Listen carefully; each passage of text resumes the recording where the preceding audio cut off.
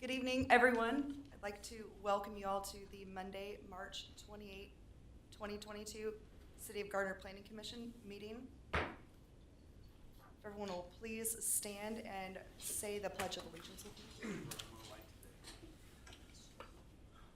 Pledge allegiance to the flag of the United States of America and to the republic for which it stands, one nation, under God, indivisible, with liberty and justice for all.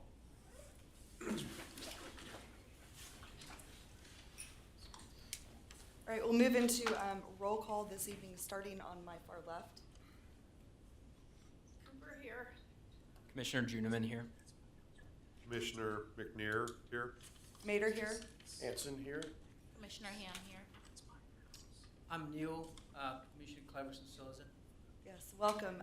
Dave, if you'd like to give a quick introduction. Just briefly, so everybody is brought up to speed, Mr. Sosa is the newest appointment to the Planning Commission. He has been volunteering and doing work with the city previously with, I believe it's CPAC, right? Right. Is that with the group, the Citizens Advisory Committee there, and went through the interview process with the council, and they determined that there was their appointment to the Planning Commission. I don't know if you want to add a little bit about yourself so the commission's aware of how long you've been here, things like that.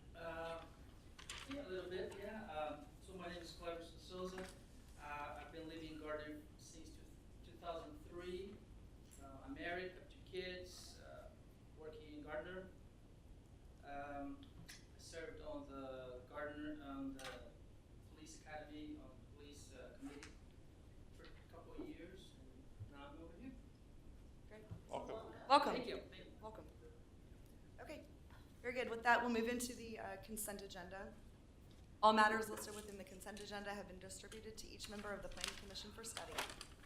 These items are considered to be routine and will be enacted upon by one motion with no separate discussion. Separate discussion is desired on an item either from the Planning Commission or from the floor. That item may be removed from the consent agenda and placed on the regular agenda. Is there any item that a member of the Planning Commission would like to have removed from the consent agenda and placed on the regular agenda? Any member of the public would like to have the item moved from the consent agenda and placed on the regular agenda?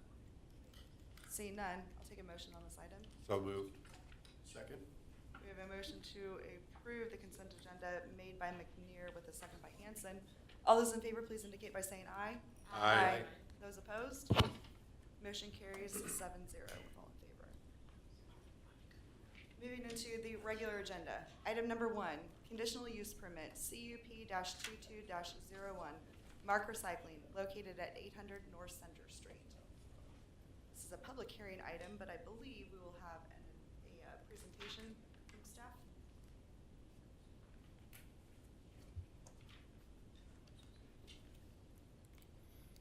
Good evening. Good evening.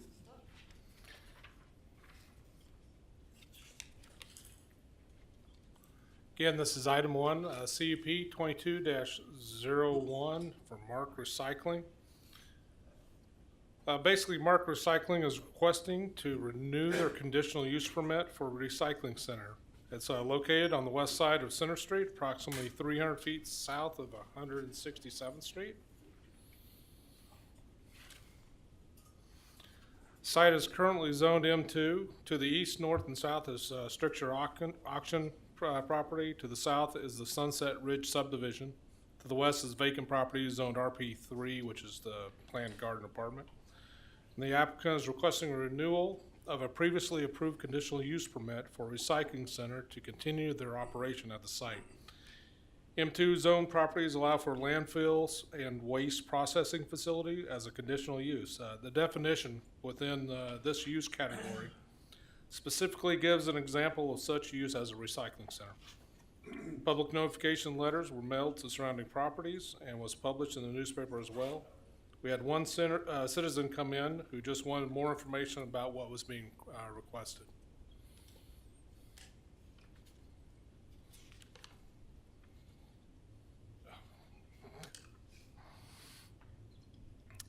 Staff findings that the proposed use complies with the Gardner Land Development Code, and the proposed use does not comply, however, with the City of Gardner comprehensive plan.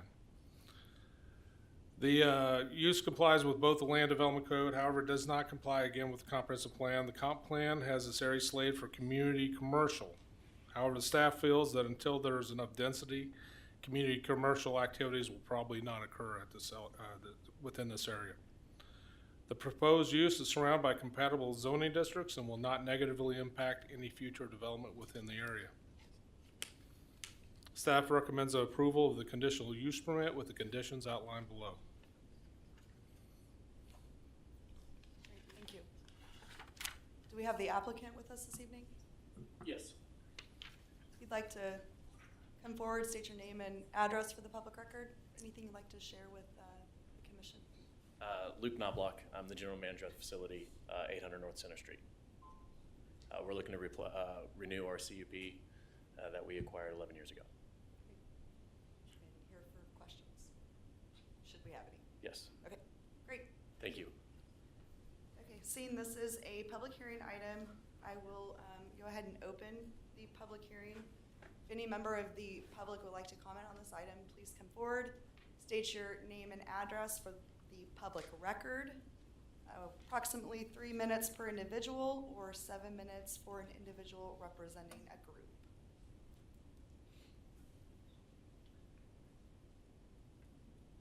Seeing no one come forward to speak on this item, I will entertain a motion to close the public hearing. So moved.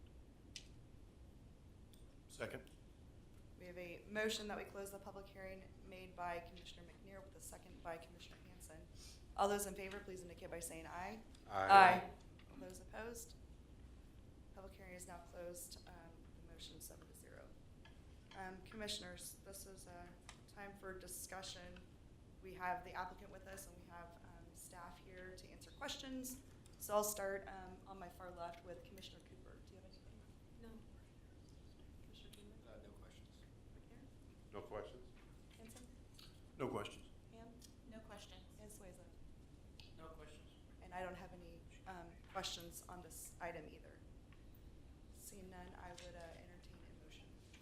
After review of application CUP-22-01, a request for a conditional use permit for Mark Recycling located on the west side of North Center Street, approximately 300 feet south of 167th Street, and staff report dated March 28, 2022. The Planning Commission recommends the governing body approve the conditional use permit application as proposed, providing the following conditions are met.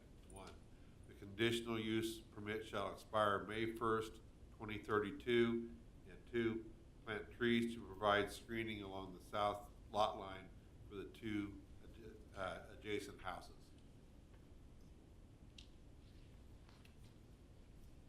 I second. We have a motion made by Commissioner McNear with a second by Commissioner Ham. Does anyone have questions on the motion? Seeing none, I'll put it to a vote. All those in favor, please indicate by saying aye. Aye. Those opposed? Motion carries with all in favor, 7-0. Regular agenda item number 2. Final development plan, FDP-22-02 and final plat, FP-22-03, Prairie Trace Estates, 3rd plat, located at 175th Street and Clare Road. We have a presentation this evening.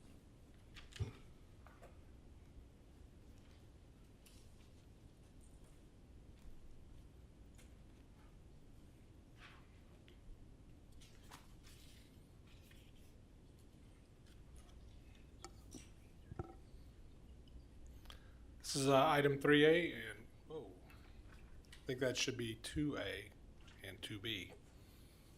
Prairie Trace Estates, 3rd plat, considering a 16.5 acre, 44 lot, single family residential subdivision. Again, the final plat consists of 44 lots on 16.5 acres. All infrastructure is available to the site. Sidewalks will also be extended on both sides of the road within this development. Subdivision is the 3rd phase of a 356 lot single-family development. The property has never been platted and is also undeveloped.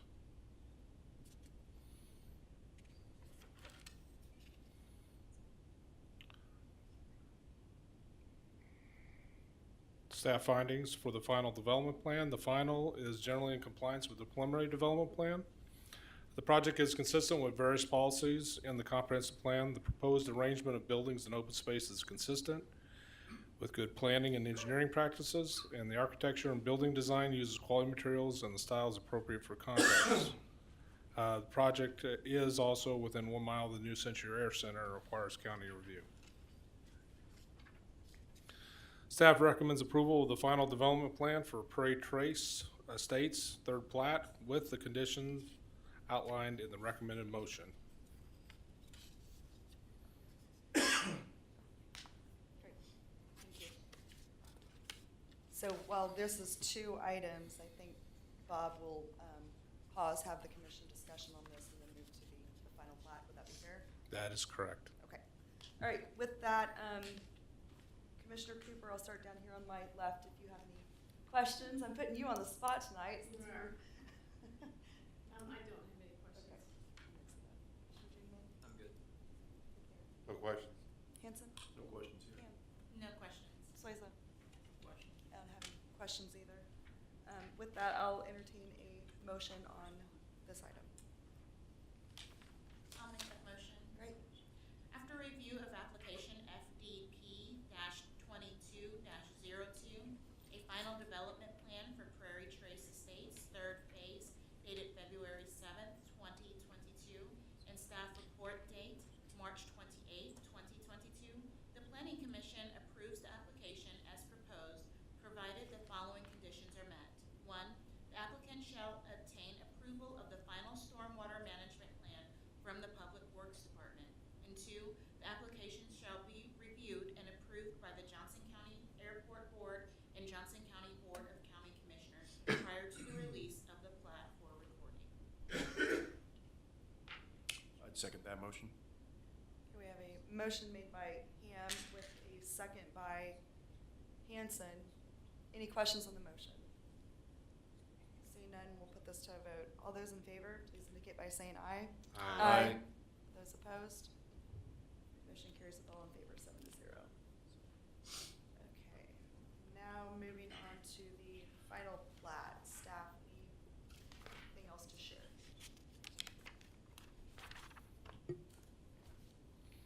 I do have something to share. Okay.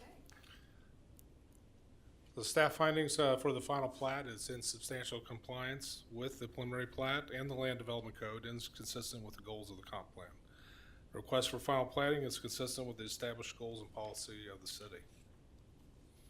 Staff recommends approval of the final plat for Prairie Trace Estates, third plat, with the conditions outlined in the recommended motion. Great. All right. Let's see if there's any questions for staff on this item. I'll start down on my right this time. Commissioner Swayze, do you have any questions? Oh, no, I don't. Commissioner Ham? No questions. Hanson? No questions here. McNair? Nope. Judeman? Cooper? I don't have anything else either. With that, I'll entertain a motion on this item. I'll make that motion. After review of application FP-22-03, a final plat for Prairie Trace Estates, third plat dated February 7, 2022, and staff report dated March 28, 2021.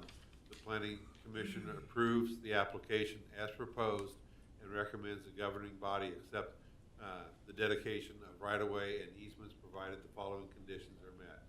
Number 1, the applicant shall obtain approval from the final stormwater management plan from the Public Works Department prior to release of the plat for recording. Number 2, the construction plans for any utilities, infrastructures, or public facilities shall meet all technical specifications, and public improvement plans shall be submitted and approved prior to the release of the plat for recording. 3, the application shall be reviewed and approved by Johnson County Airport Board and Johnson County Board of County Commissioners prior to the release of the plat for final recording. I'll second that. we have a motion made by McNear and a second by Juniman. One comment on the motion you may want to amend, Commissioner McNear. I believe the staff report should read dated March 28, 2022. I'll amend that, so. Perfect. So we have an amended motion made by McNear. Do we have a second? I'll second that. Great. We have an amended motion made by McNear with a second by Commissioner Juniman. Any questions on the motion? Seeing none, we'll put it to a vote. All those in favor, please indicate by saying aye. Aye. All those opposed? Motion carries with all in favor, 7-0. Okay, moving on to item number 3.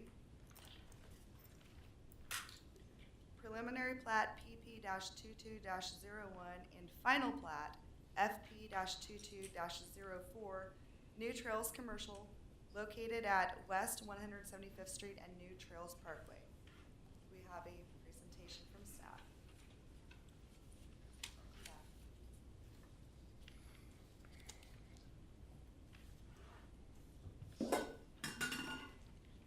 Right, again, this is for New Trails North. It's for an 18.8 acre parcel, the preliminary plat, and a 6.3 acre final plat.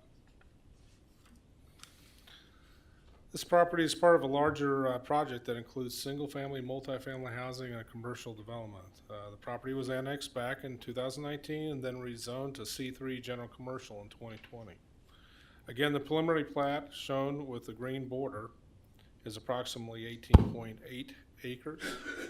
And the final plat, which includes an internal private road depicted with a black border, is approximately 6.3 acres.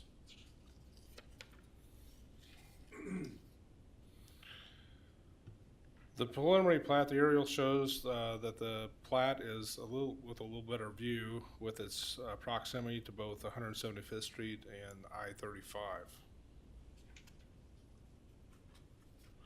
The preliminary plat consists of 4 lots and 2 tracts. Tract A is an internal private street, and B is for a detention basin.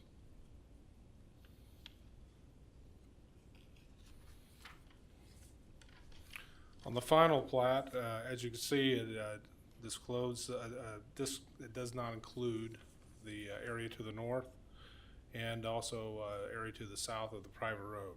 The final plat includes basically lot 1 and 2 and tracts A and B.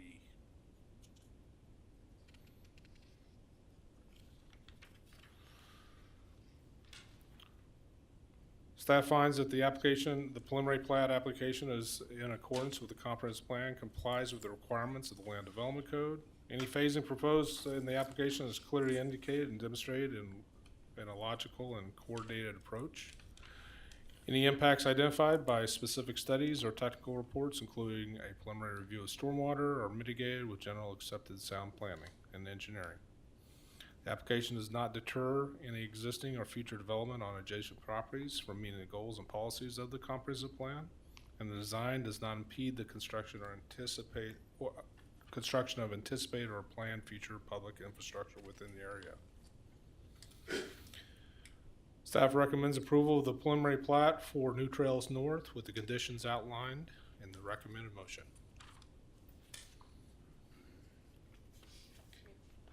Thank you. Any questions for staff on this item? I'll start with Commissioner Swayze, am I right?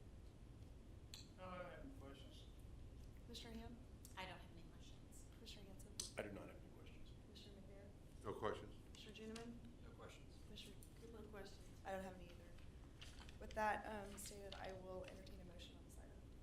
After review of application PP-22-01, preliminary plat for New Trails Commercial dated February 7, 2022, and staff report dated March 28, 2022, the Planning Commission approves the application as proposed, provided the following conditions are met. 1, the applications shall be reviewed and approved by the Johnson County Board of County Commissioners. I'll second. Great, we have a motion made by Commissioner Hanson with a second by Ham. Any questions on the motion? Seeing we have no questions, I'll entertain a vote. All those in favor, please indicate by saying aye. Aye. Those opposed? Motion passes 7-0. Okay, so now then the final plat. Additional discussion points on the final plat.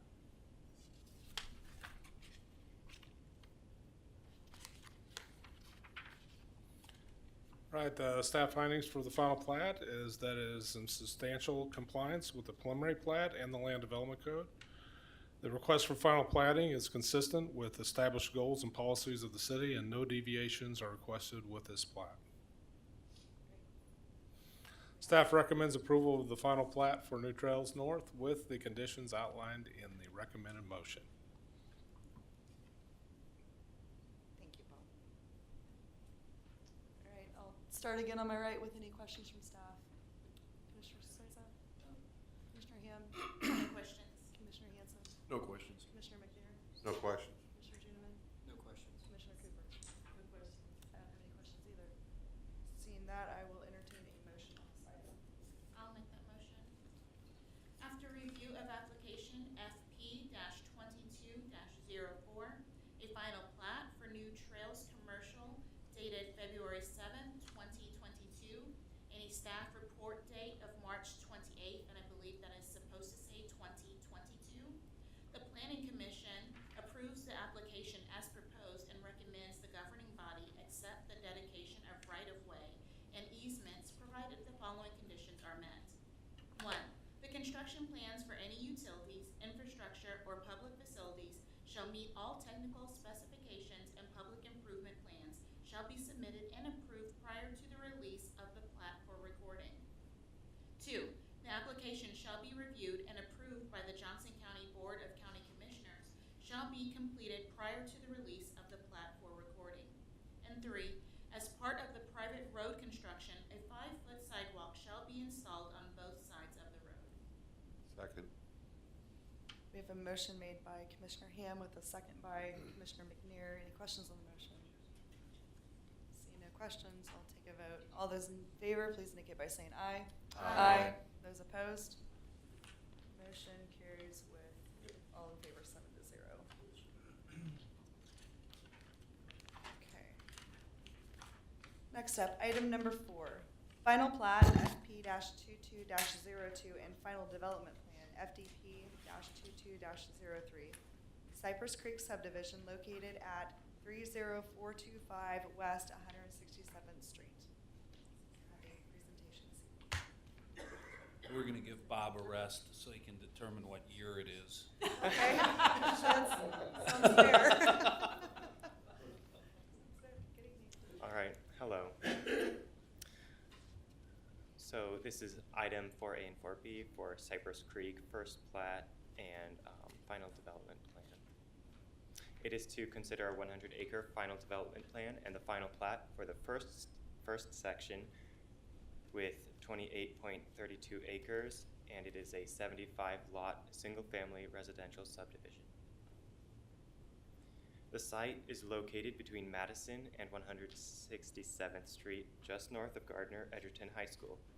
The final development plan covers the entire 100-acre site, and the final plat is for the first section of the plat shown in green. This property has never been platted and is undeveloped. The rezoning and preliminary development plan and preliminary plat were approved on August 16th, 2021 by the governing body.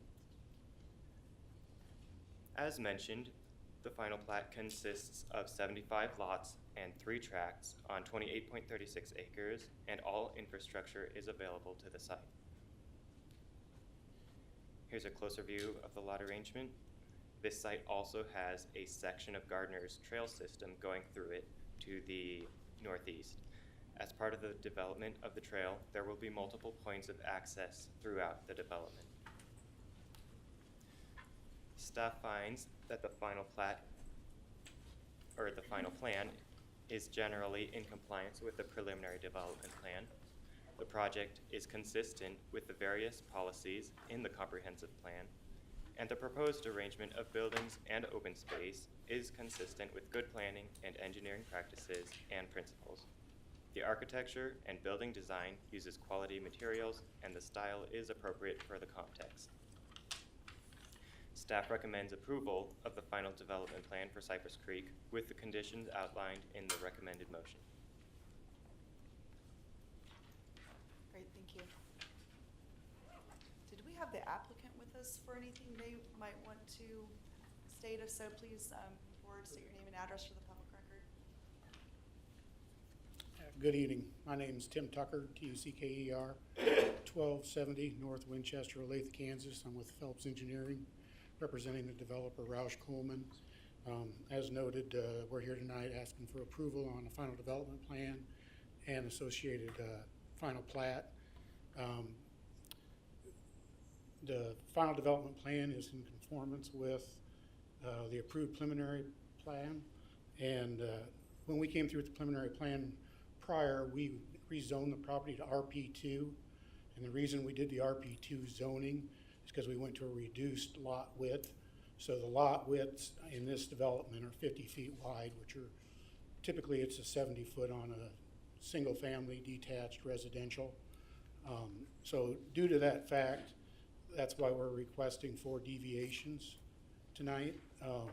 3 of those deviations have to do with trying to get a standard 2-car garage, a standard 20-foot wide driveway to go to that garage, accommodate a facade for a 16-foot standard 2-car garage door, and then it also has to do with hardscape with the frontage. When you do a 20-foot wide driveway coming into a 2-car garage on a 50-foot wide, the percentages don't work out with what's in the code. I don't think the code really was thinking of a 50-foot wide lot when it was written. But so, and then the 4th deviation that we're requesting tonight has to do with the sidewalk coming out the front door. The way the code reads, it asks that that sidewalk extends out, straight out to the right-of-way. And we're asking that it be done more like what you see on all your standard residential, out the front door into the driveway, which on these smaller lots will reduce the amount of hardscape, which will help with the appearance too. And I think the only other thing is there's a stipulation in there on working with the Parks Department to provide a 30-foot access trail through access easement for a trail through the property. Parks have given us a recommended alignment. I've talked with the developer, and the developer's in agreement with the alignment that the Parks Department came up with. With that being said, I request approval, and we're good with all stipulations, and answer any questions if I can. Great, thank you. Thank you. We're happy to have you here in case they have questions when we get to that part of the, looks like that's within the final plat, so Okay. appreciate you being here. Thank you. We don't have any questions for staff on this item, the first item being the final development plan. I will, well, I don't know, do we have a question? I guess I should, okay. You guys like being called out on that one. Okay, well, let's go to my left then. Commissioner Cooper, questions? No questions. Commissioner Juniman? Just to clarify, we're not doing anything with deviations this vote, that's for the final That plan. the deviations, and I'll look to staff here, we'll talk about the deviations within the final plat part, or are we talking about You the can talk about the now? deviations in this part as Okay. well. The final development plan is really the appropriate place. Okay, With okay, the 2 of them, they're so closely tied together. okay, let's talk about them It's now. probably best to ask about They those. are right here, so yeah, now's the time, please. If you're ready, Commissioner Juniman, I can tell you your turn to. Yeah, I guess, just the question, it said in the staff report, I guess the question for staff. In the staff report, it mentions about the building facade frontage and the percent of the area that's the garage door facade. It says in administrative adjustments were required, an equal or better solution is proposed by the applicant, but no mitigating factors have been proposed. You talked with the developer about that, or what is the discussion been like?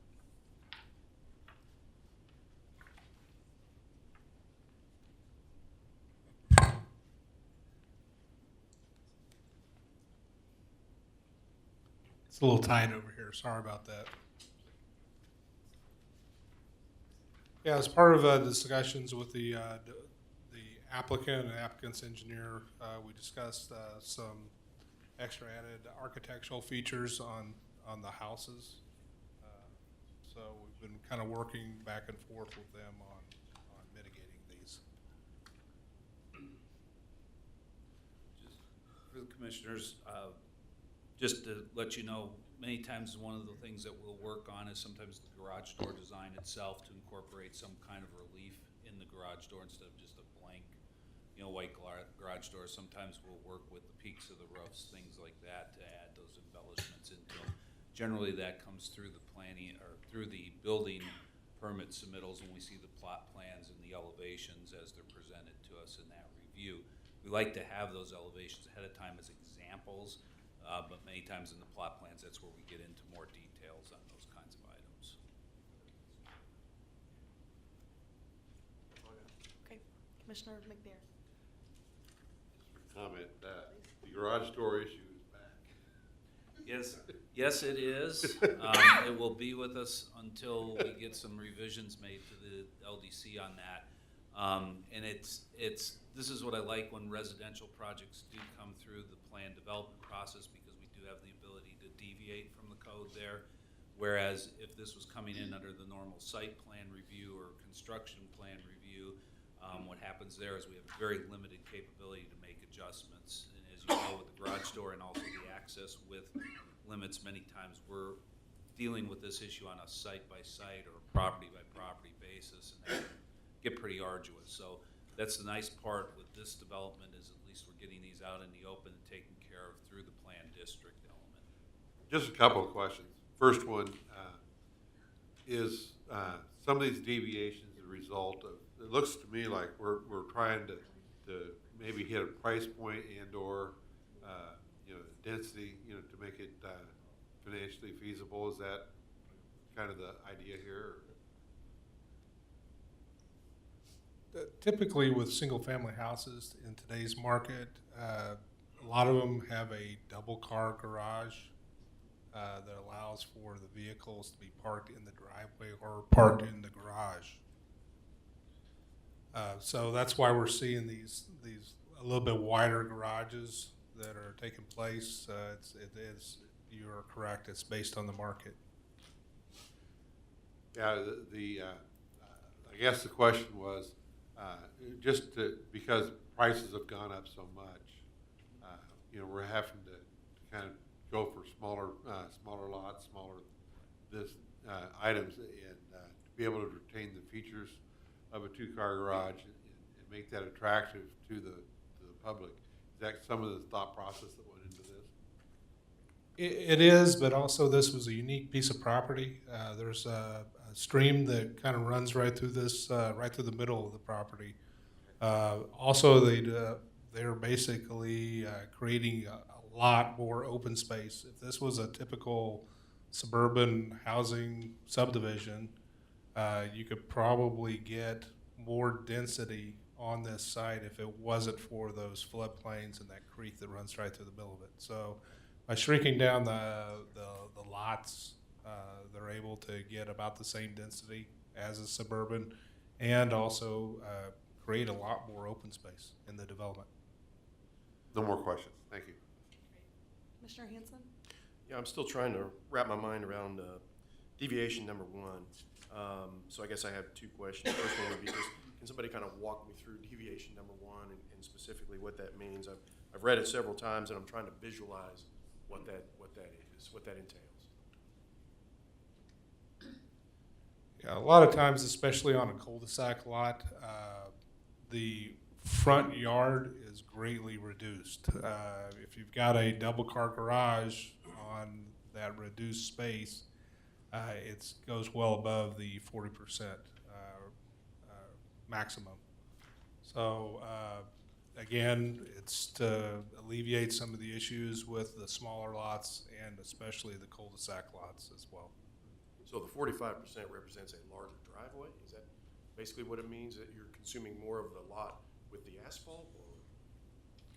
Or? Again, with a smaller lot, your percentages are going to go up if you put in a two-car garage, two-car driveway in it. So just In particular here, as Bob was talking about the cul-de-sac lots, it's a pie shape many times. You have that very narrow frontage area, so when you place that building, the front line, wherever that is, you've you've got a pie-shaped area that you're dealing with, and that hardscape element or that concrete element from the drive, walkway, and other things can throw that over the percentage pretty easily because of that kind of pie shape, if you will, versus the typical rectangular shape. Okay, that helps. Thank you. I will also add, just in regard to the lot widths and things like that, you may have noticed the lots that are abutting the neighborhood to the west, it should be noted that those are a little bit larger as we made transitions to these narrower lots. We wanted to respect the fact of what the development to the west already had, with the idea of at least, although they're slightly smaller, instead of 70 feet wide, they're 60 feet wide. We wanted to transition that first block into the 50-foot wide lot. So that is something that the developer was willing to do as part of this. And the 50-foot wide is coming down to a lot with the open space that's being provided here due to the floodplain and the streamway, but also the fact of land prices influencing the costs. That answers my questions. Thank you. Commissioner Ham? Yes, okay, so, garage doors have been addressed, which I had that starred in my notes. The other thing that I was concerned, and please forgive me if this is not in our purview, but, we're adding another subdivision over on Madison where it's congested already.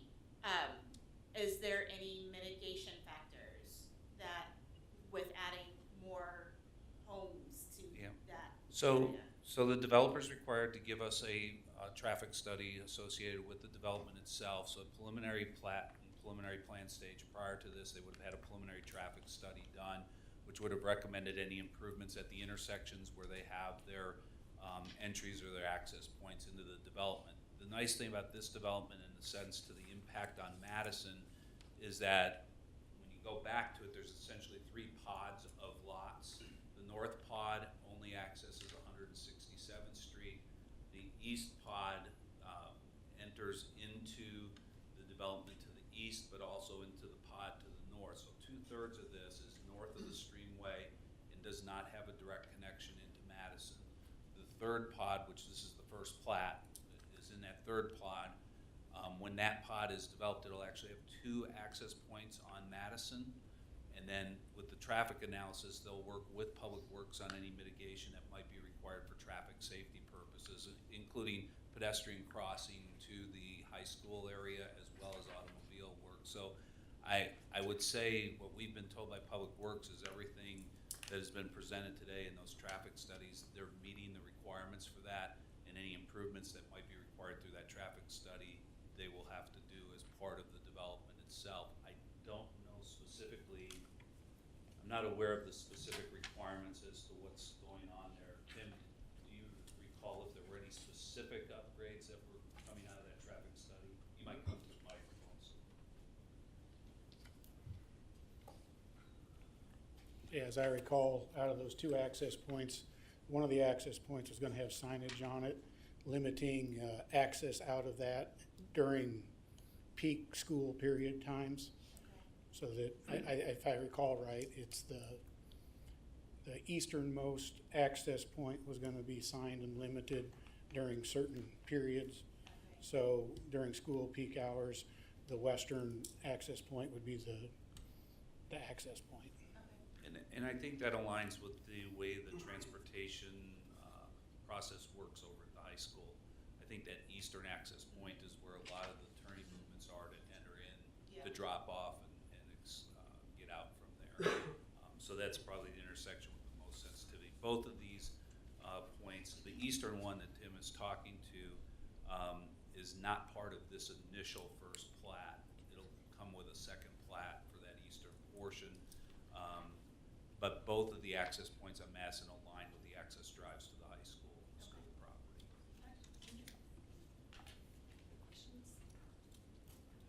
Commissioner Sueza, questions?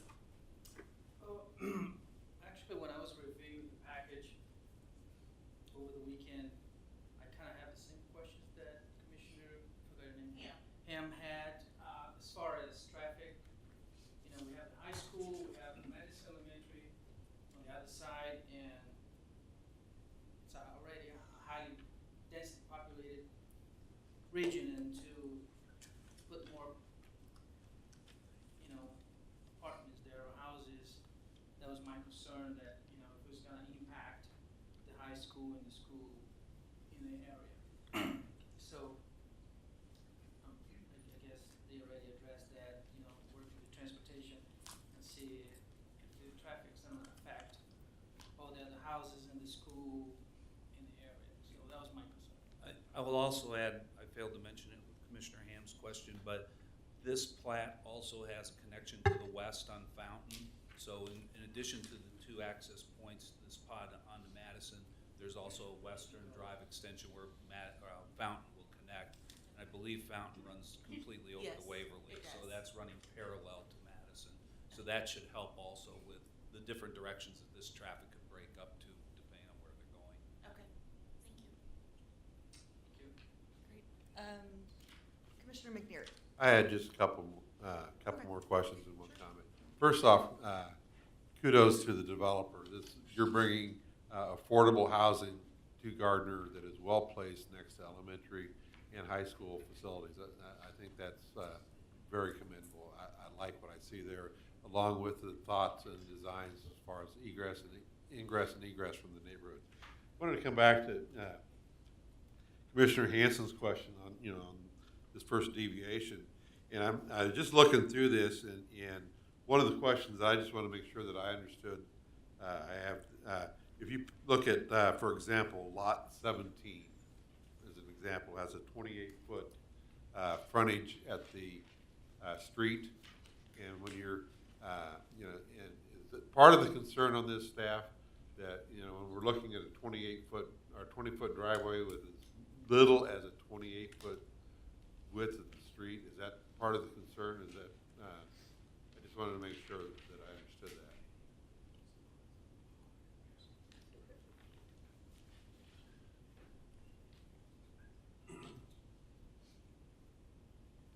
I don't see a problem with it, but I just wanted to understand, what the thinking was.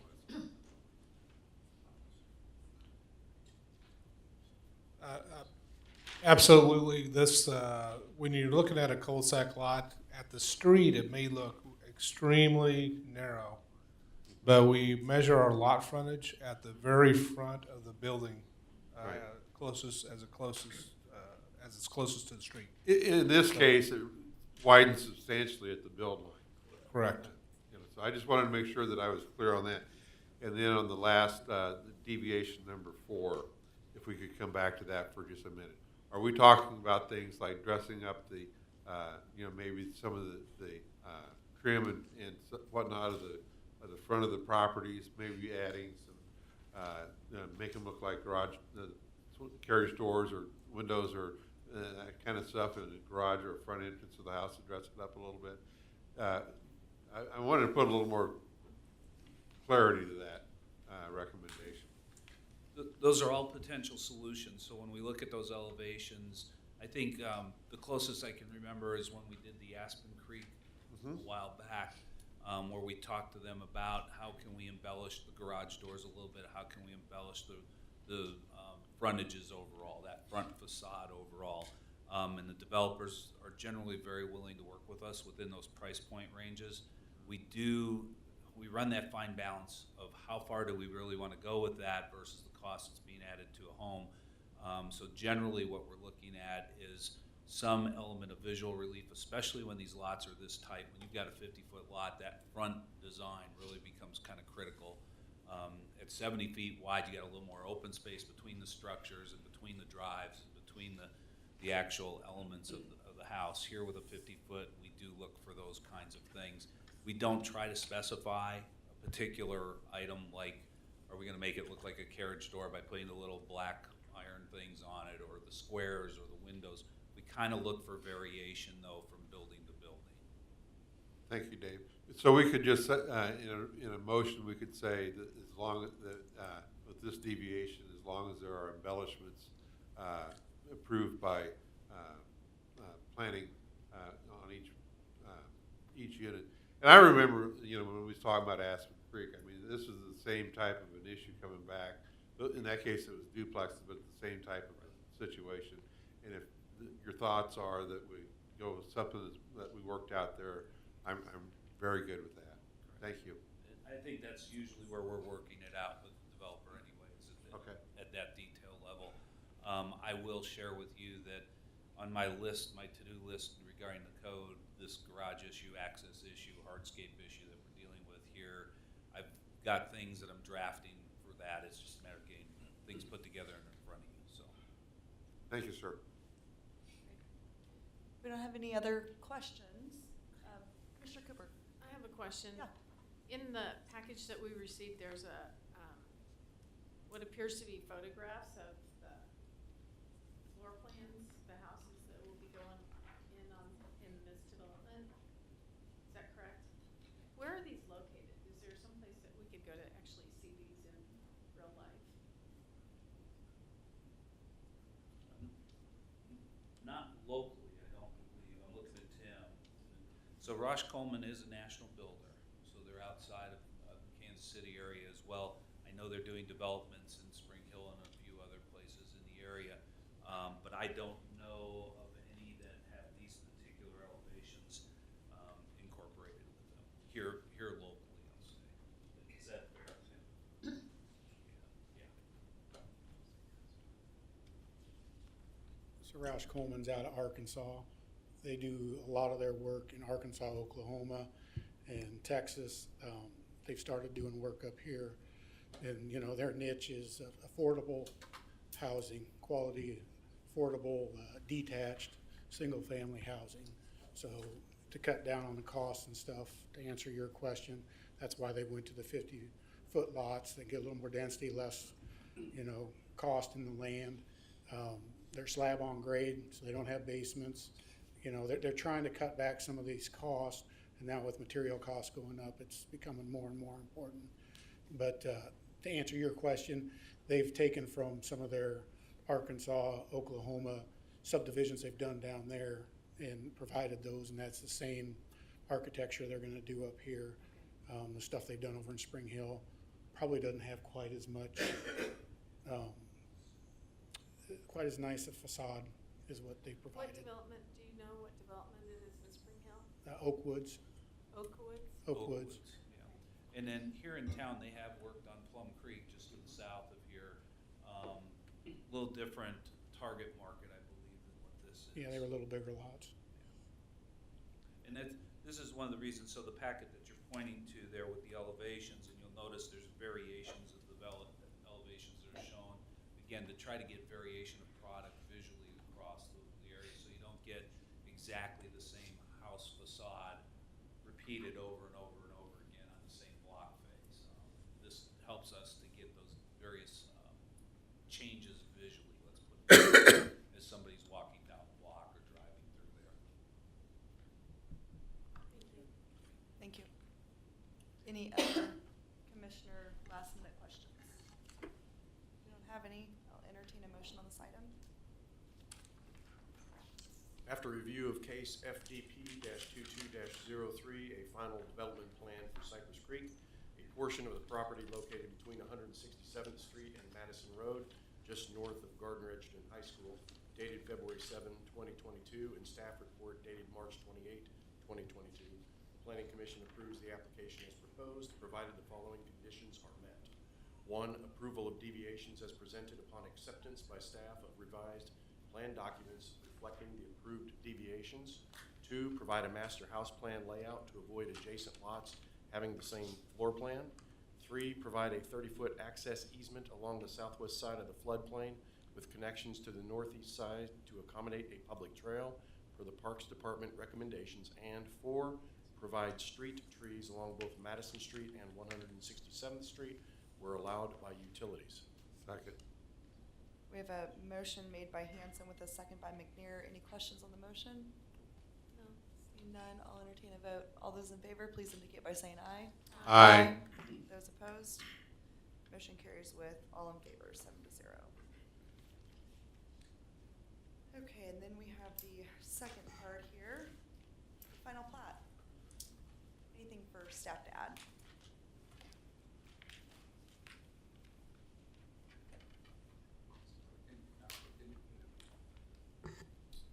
All right. Yes, staff finds that the final plat is in substantial compliance with the preliminary plat and the land development code and is consistent with the goals of the comprehensive plan. The request for final plating is consistent with the established goals and policies of the city. Staff recommends approval of the final plat for Cypress Creek first plat with the conditions outlined in the recommended motion.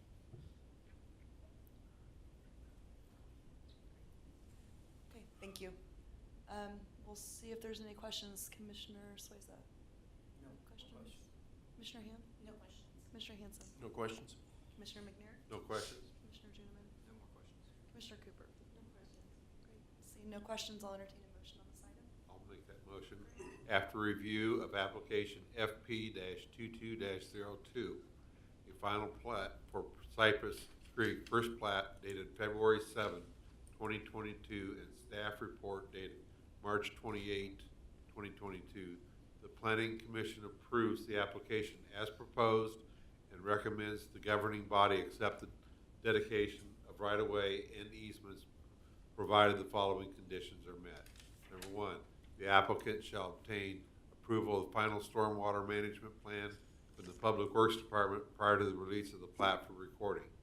Two, the construction plans for any utilities, infrastructure, or public facilities shall meet technical specifications, and public improvement plans shall be submitted and approved prior to the release of the plat for recording.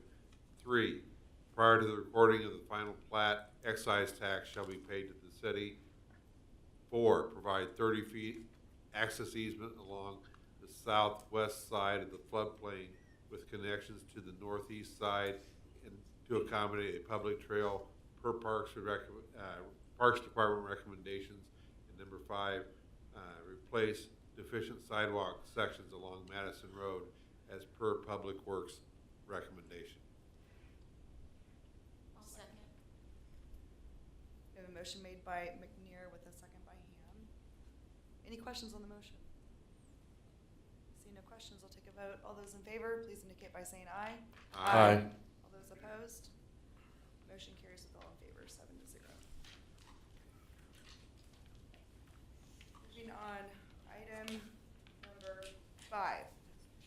Rezoning Z-22-01 and preliminary development plan PDP-22-01 University Park located at University Drive and 163rd Street. Presentation this evening. All right, this is item 5A and 5B, Z-2201 and associated preliminary development plan for University Park.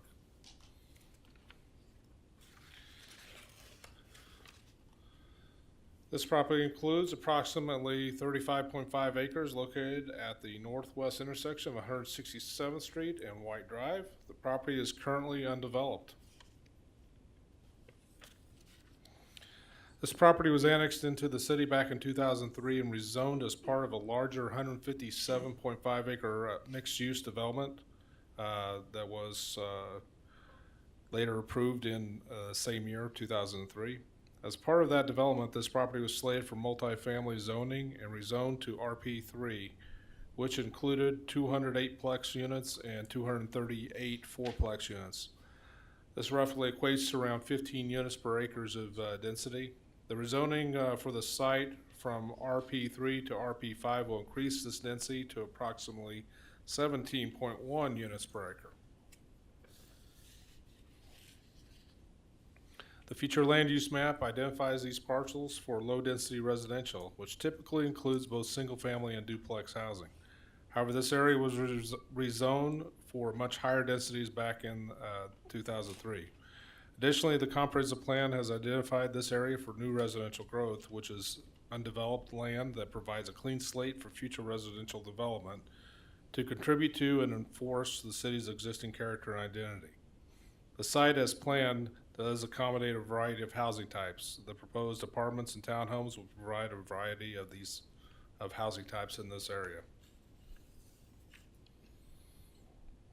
Staff findings on the rezoning. For the housing variety, it supports ongoing investment and attraction of new residents. Other housing options, that promotes infill residential development. And for the new growth area, meets the LDC design requirements and character with existing neighborhoods. Its use of existing street stubs and achieves the code intent to minimize the number of lots accessing collector streets.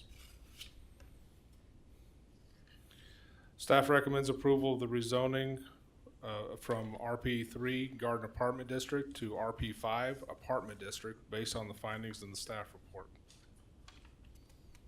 Okay, thank you. So this being a public hearing item, we'll now open the floor for the public hearing. All those wishing to speak on this item, please come forward, state your name and address for the public record. 3 minutes for individuals speaking and 7 minutes for those representing a group. If we have the applicant with us this evening and he'd like to come forward and make Yeah. a, I was gonna say, the applicant is present today. I think what we'll do is have them give one presentation, so they're gonna give a presentation of the overall preliminary development plan, as well as the rezoning request, so that you have a full concept, because they actually run in tandem, the rezoning Correct. and the preliminary development plan, because this will be a planned district, so it's just easier for the applicant to give that one consolidated presentation Correct. now, and then we can go ahead and have the public hearing, because there may be questions in the audience that are details that go beyond the land use and the rezoning question. so we're going to have the applicant. So have the applicant present. If you have questions of the applicant, go ahead and ask questions from the commission, then open your public comment after Okay, because that. I've done it You're good. before. You're all good. Okay, I just done wanted to different clarify, because procedures before. as the applicant was getting up here, they're prepared to talk about it as all one presentation, so. All right, good evening. Well, thank you. Thanks for the intro, Dave. My name's Judd Clausen. I'm with Phelps Engineering. We're the civil engineers and land surveyors for this project. Appreciate you hearing our case tonight. With me is my partner, Doug Ubman, who's also working as a civil engineer on this project. Our client, the developer, Greg Prieb, and his family. Greg is here tonight, and they've owned this property since 2006, so quite a long-term investment for their family, and feel like it's ready now to pull the trigger and do some quality development on it. With us also is our architects, renowned architects here in Kansas City, NSBJ Architecture. Clint Evans, Cade Brummer are with us here tonight. So I do refer the right to call a friend if I have any architecture questions. So, all right. Kind of building on, a lot of stuff that Bob already said, I kind of put together just an overall plan of the property. This parcel's actually cut up into 3 parcels in the tax ID. It's outlined there in blue, but 167th there on the south, 163rd Street at the top of the page or towards the north. That's a private street, kind of goes back into the quarry back there. Obviously the quarry on the western side of this site.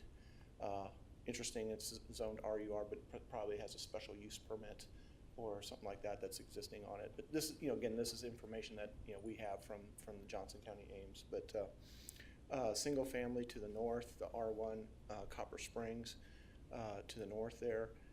University Park. This was planned as a larger development back in 2003, and I'll get to that in a minute. But there's some RP2, RP3 to the east, some commercial to the southeast. Obviously, that part was never built, and portions of the RP2 and RP3 have been built. Other portions haven't yet. And then single family RP1, planned single family to the south across 167th Street. So here's the site plan, or here's the property. This is the 2003 plan that we've come to know for the project. It was a mix of 8 plexes and townhomes. The existing zoning on the site, and Bob's correct, is RP3. The plan we had showed that actually the southern portion was thought to be as RP5, but the whole property was zoned as RP3 at that point in time. But the reason I bring that up is because even back in 2003, which is nearly 20 years ago, they were anticipating different layers of zoning back then and different plans. But what I want to just make sure that the history here of the plan before you talk about the zoning is, this plan was really more of a utilitarian plan, try to get as many buildings in a straight grid type pattern as possible, and it really pushes a lot of buildings, a lot of parking lots, and minimizes green space because it was really more of a density plan at that point in time. So what we're proposing is this plan.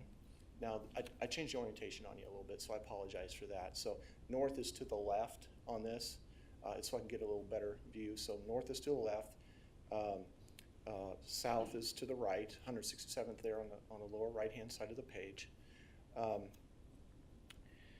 So this is 32 townhomes, and the townhomes are located on the north or on the left side of the page. There you see there's 4 buildings there, and those are 2-story townhomes. And then next is 2 buildings that step from 3 to 4 stories on the apartments. And then the apartments are 4 stories as you go farther south. And one of the things that we really tried to focus in on is, doing a transitional, height transition with the multifamily that we're doing here. We didn't, try to push the 4-story buildings right up against the property line and max out density. What we wanted to try to do is push them as far west to the bottom of the page as we could and provide kind of a buffer of 2-story and landscaping and green space around the north and east and southern sides of the site to kind of push the 4 stories more towards the center and the west of the site. This is 32 townhomes, as I said, of the 8 buildings to the north, 574 apartments, total of 606 units. The prior plan, I think, was close to 432 units, so it kind of gives you a difference of about 160 units or so on the plan. But the big difference is in an RP3, you can go up to 3 stories, right? So an RP5, which is what we're asking for, just adds another story.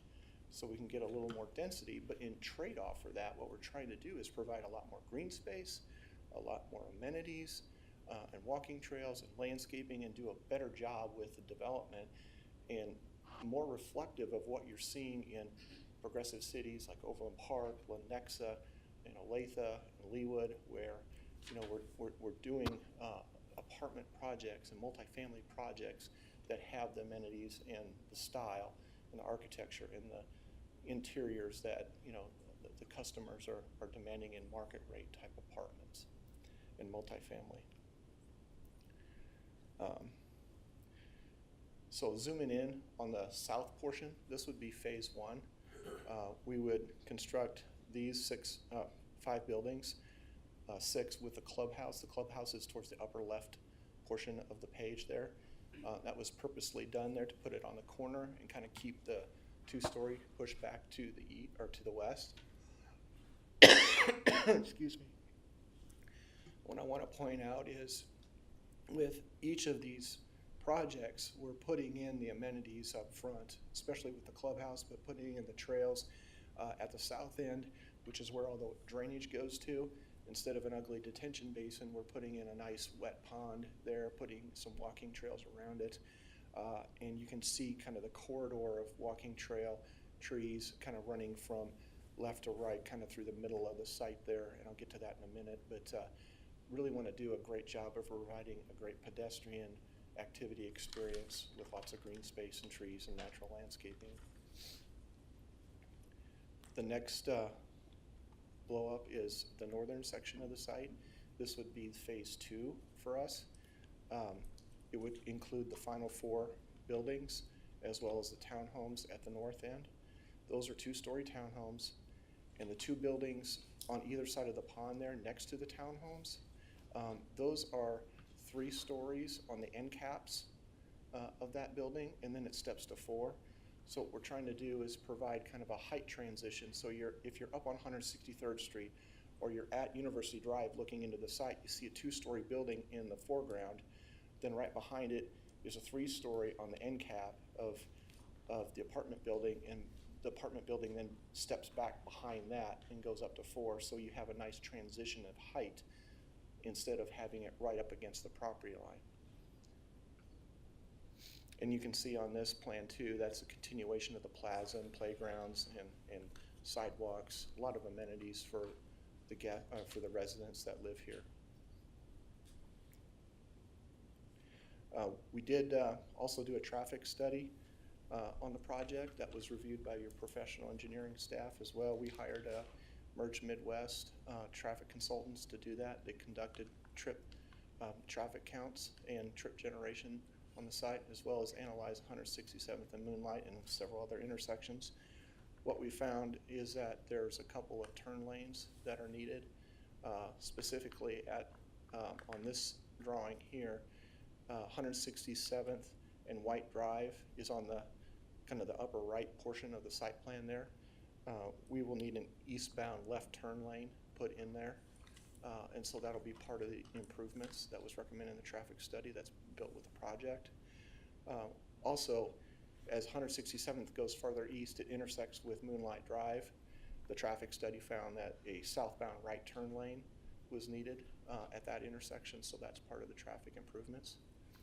It did look at a capacity analysis with that intersection, 167th and Moonlight, and found that at this time, the warrants weren't met for a signal, but at some point in the future, and they analyzed this site plus existing traffic plus other projects plus growth of the community, and by the year 20-year growth outlook did trigger a signal at that point. So at some point, we know that there will be a signal at that location, but it's kind of interesting. The traffic study identified that this project was about 6% of the overall traffic in the intersection. So it kind of gives you a feel for, you know, what this traffic does with the overall traffic that's going to be experienced in the intersection. So, but yeah, we studied traffic in detail on this, provided that.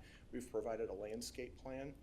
As you can see, you know, tried to really focus on around the clubhouse and then north of the clubhouse along University Drive and along 163rd Street there. Obviously, you know, with the existing trucks for the quarry kind of still using that road, and that's the access back into there. We also want a nice landscape buffer too for our townhomes. And so we've built planning on a berm and some fencing in there with some nice landscaping to really provide a nice solid screen in there from the street side view.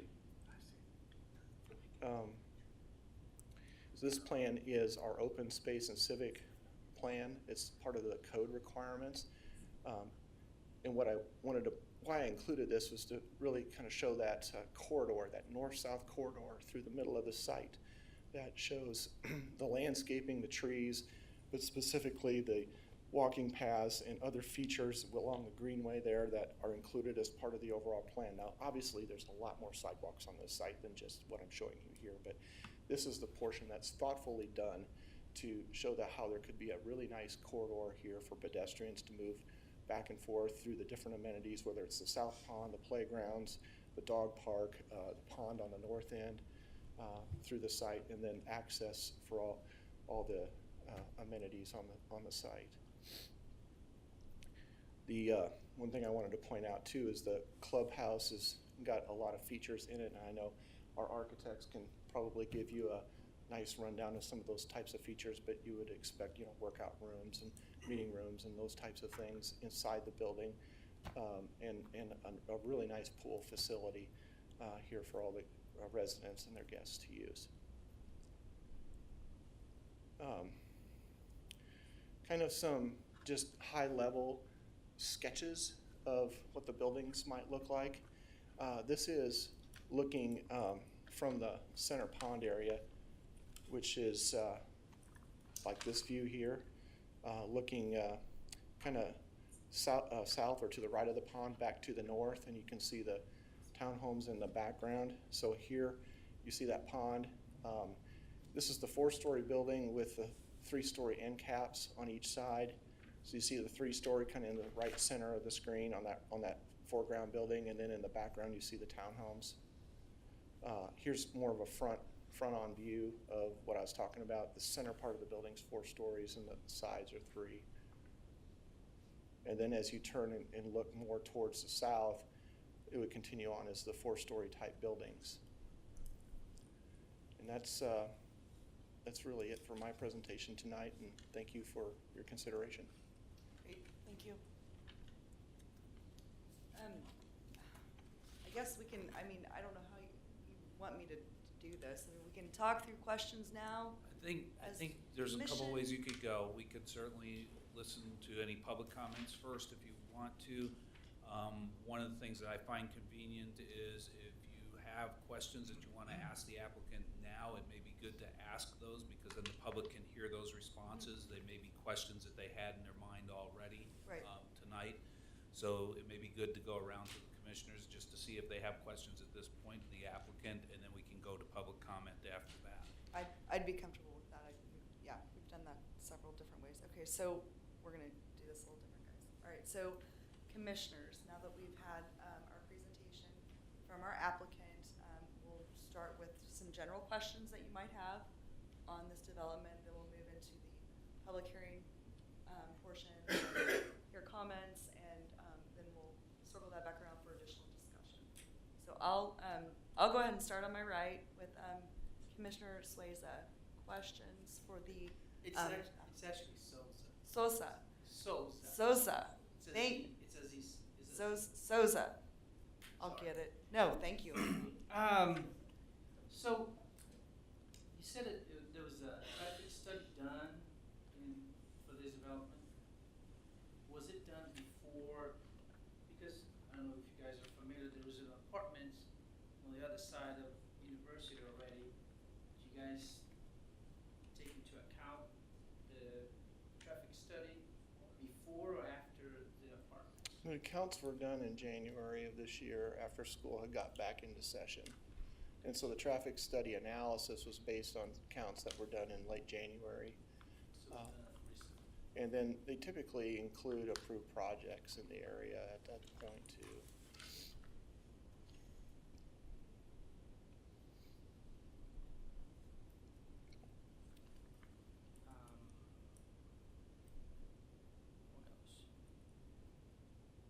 So far, that's what I have. I just want to make sure that.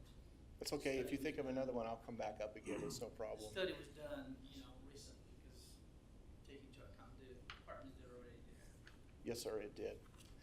The ones that are built, if there's some that, I mean, you're talking about the white buildings? Right, Yeah. Tall grass. Right, those would have been in the traffic counts that were obtained in January as background traffic.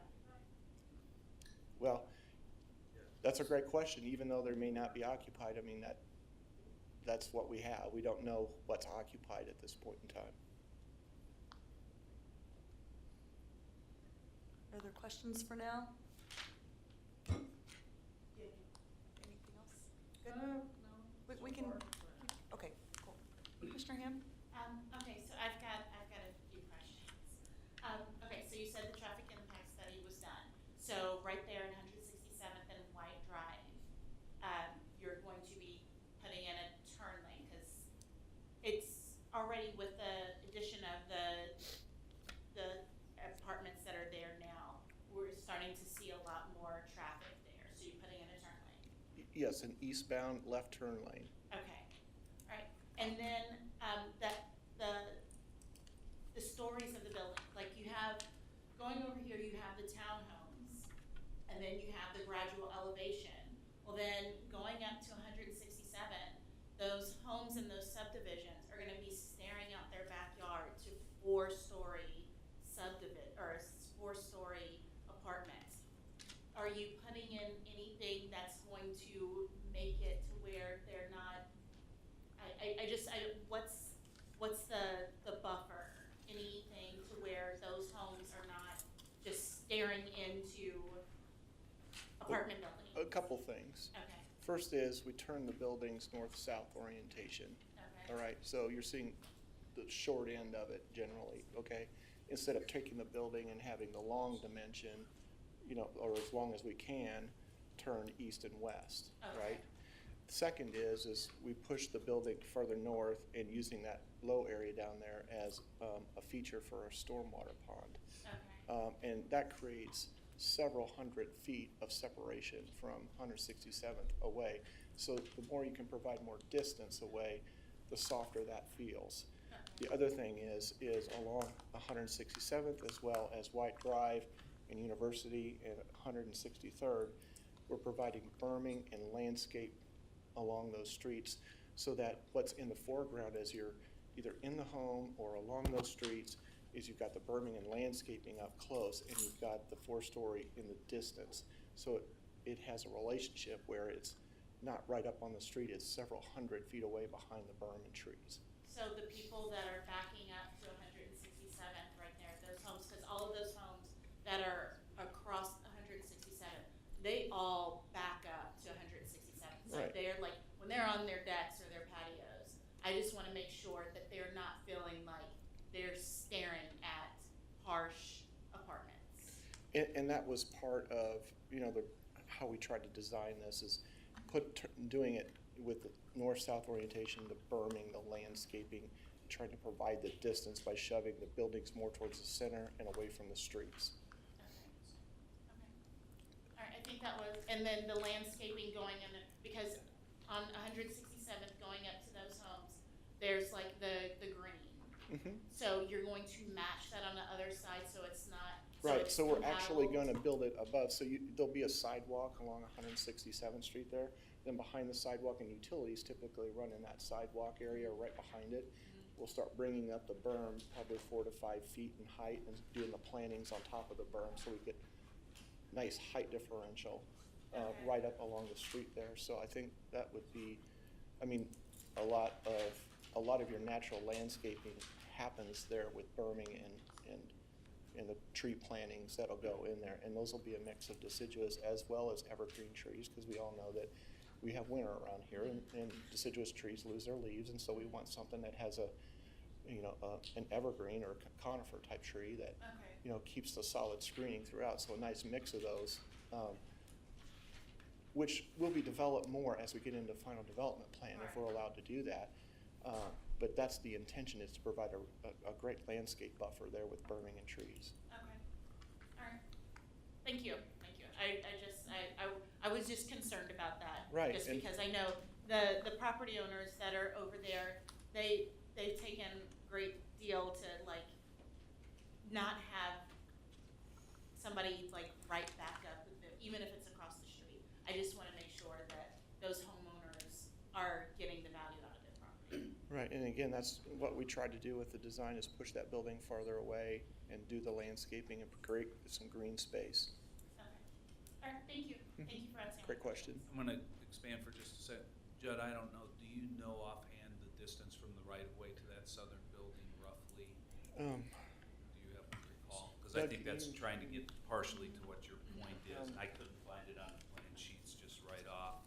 I will tell you that in the staff presentation associated with the preliminary development plan, there is an exhibit that shows some sightline views, but they're primarily on the north end of the development. So you may see those in a little bit as well, and I just didn't know if there was an opportunity here, if anybody knew from the applicant's side about the specific distance on this south end. I'm going to say it's close to 300 feet That's away. what we were estimating was somewhere Based in on that the, range. I don't have an actual dimension on the plans, but using the scale and estimating that based off of what we've got here on the detailed site engineering drawing. And that's it would from be the about property 300 line, feet. correct? Yes. South property line.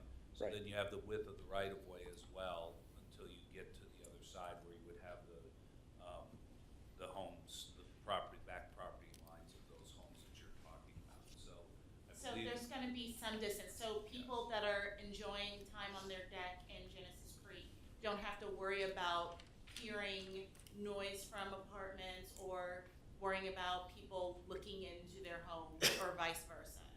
Exactly, and Okay.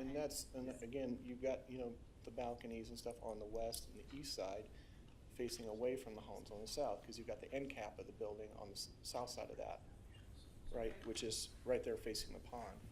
Okay. I have a question to the staff.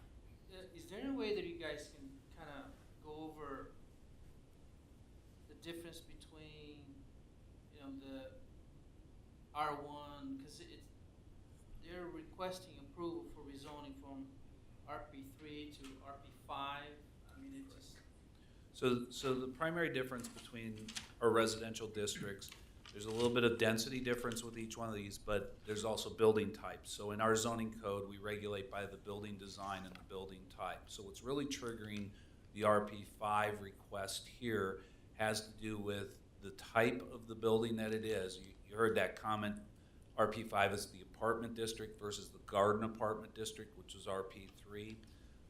If you took the tall grass buildings are kind of typical garden apartment. They usually have the exterior hall or the exterior staircase on them, whereas these are internalized. They have the internal halls serving this. They also, my understanding is because they're 4 stories, they'll have elevators in them, so there'll be an internal piece to this that is not typically found in a garden apartment kind of setting. A garden apartment, usually you have the open staircase with the open rungs that you go up through the different heights. Those are pretty much limited to 3 stories at most. So that's one of the differences here, was to try to achieve some of the density that they'd like to have on this parcel. Going to the 4 stories now requires the internal hallways with the elevators versus the garden apartment style. So that's one of the big differences between RP5 and RP3. The other part of this is when we do a preliminary development plan, the veteran commissioners that are up here know this, beyond the RP zoning district, the development plan really becomes the regulating document. So it's not like everything that is allowed in RP5 can all of a sudden be done by the developer. The development plan puts limitations on them as to exactly what they're doing, and they need to follow that preliminary development plan. That's why we have final development plans after this, right? So if we approve the rezoning with the preliminary development plan in hand, that becomes the regulatory piece, so that when the applicant's talking about phasing, these are gonna be the first 5 buildings or whatever.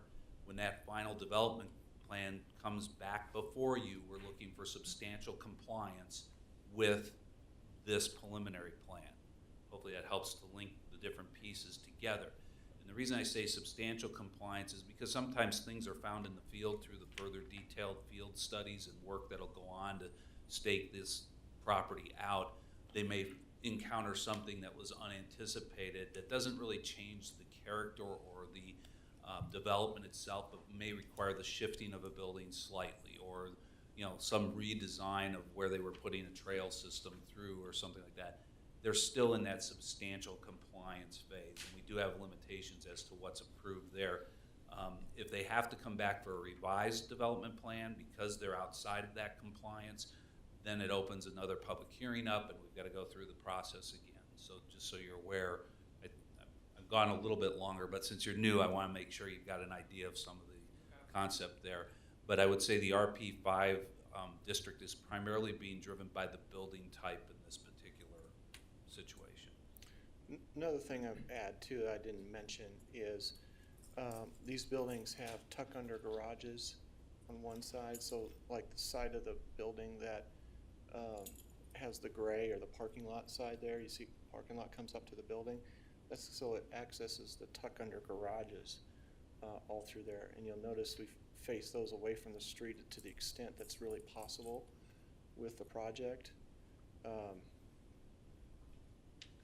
see if I don't have an elevation of it, but so all along there, you can kind of see it in this plan, all the little rectangles there on the parking lot, so those are tuck under garages. So you can rent a garage. Say you live on the 3rd floor and you want a garage.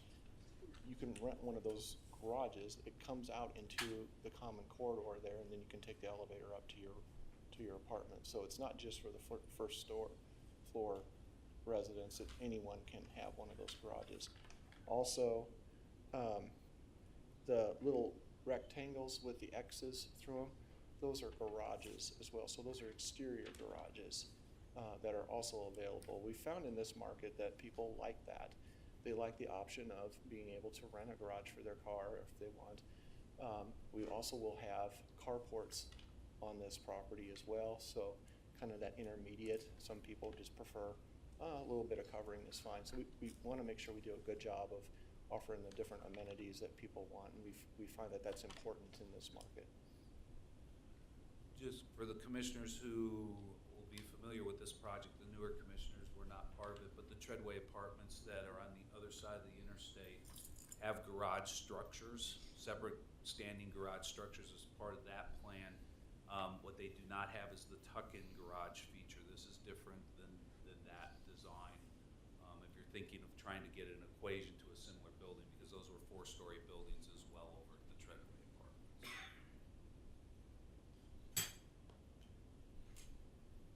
Any other questions? Just what I was just point out something. Just my main concern here is that we have our own houses, kind of expensive houses, really close to this area that is, to me, is downgrading from RP3 to RP5. Did the staff take into account that it's too close to R1 houses, or does it matter? I'm just kind of, I don't know how it works. Yep, we do take a look at that. We try to visualize again, trying to figure out how it fits into its context. That's part of the staff report process, is to give you an idea of what's surrounding it. Obviously, different people may view it a different way. You may hear different things in the public discussion on this. Bob was just doing some calculations. That south distance, rough calculation, is about 400 feet or more between the southernmost building here to that back of a house, if you will, on the single family side. So we do look at it, and I think that's why you see the feature that's sitting there that has the pond and the green space at the southern end, because they could have met code and brought a building up as close as the setbacks require right along that right of way. So I do believe that they're trying to address that separation distance from that I just want to make perspective. sure that the city was aware of that. Routinely, we're trying to look at the transitions from these various land uses as best we can. No, I have one question. Commissioner Hanson? The preliminary questions that I had have already been addressed, so Okay. it's by discussion. Commissioner McNair? I had several questions. Sure. I want to come back to Commissioner Souza. Thank you. Thank you. His line of just general information. Number one, specifically, when you say this traffic study was done in January, and Tallgrass just now really starting to fill up. If this had been done in January, obviously, first off, Tallgrass wouldn't be completely built out, and then we are unsure. This question is to staff. Have we considered that as part of the traffic study in this proposal? So the Public Works staff reviews the traffic study. It's done on a specific site-by-site or development-by-development situation. Tallgrass had to do a traffic study as well for that. So our staff, along with the consultants that review these for Public Works, look at the traffic impacts for the area. I can't speak specifically that they looked at the Tallgrass study to look at it in concert with this. I am assuming they did, because typically that's what they're looking at, is the overall impact that would be created at full development. I'd like to see, some numbers on that at some point in this discussion. My next item, ingress and egress of this area. It looks like it's primarily University and 167th. Is that correct? That is correct. There's two there on University Drive. You can see there on the top of the site plan, there's an entrance to the left, kind of a primary entrance to the left of the clubhouse there, and then one to the left of that, just to the north, that lines up with the street, public street that goes back off to the east there, creating really a four-way intersection. And then to the right of the clubhouse, or to the south, there's an access point there that lines up with an existing curb cut that's on White Drive there. You can kind of see in the image.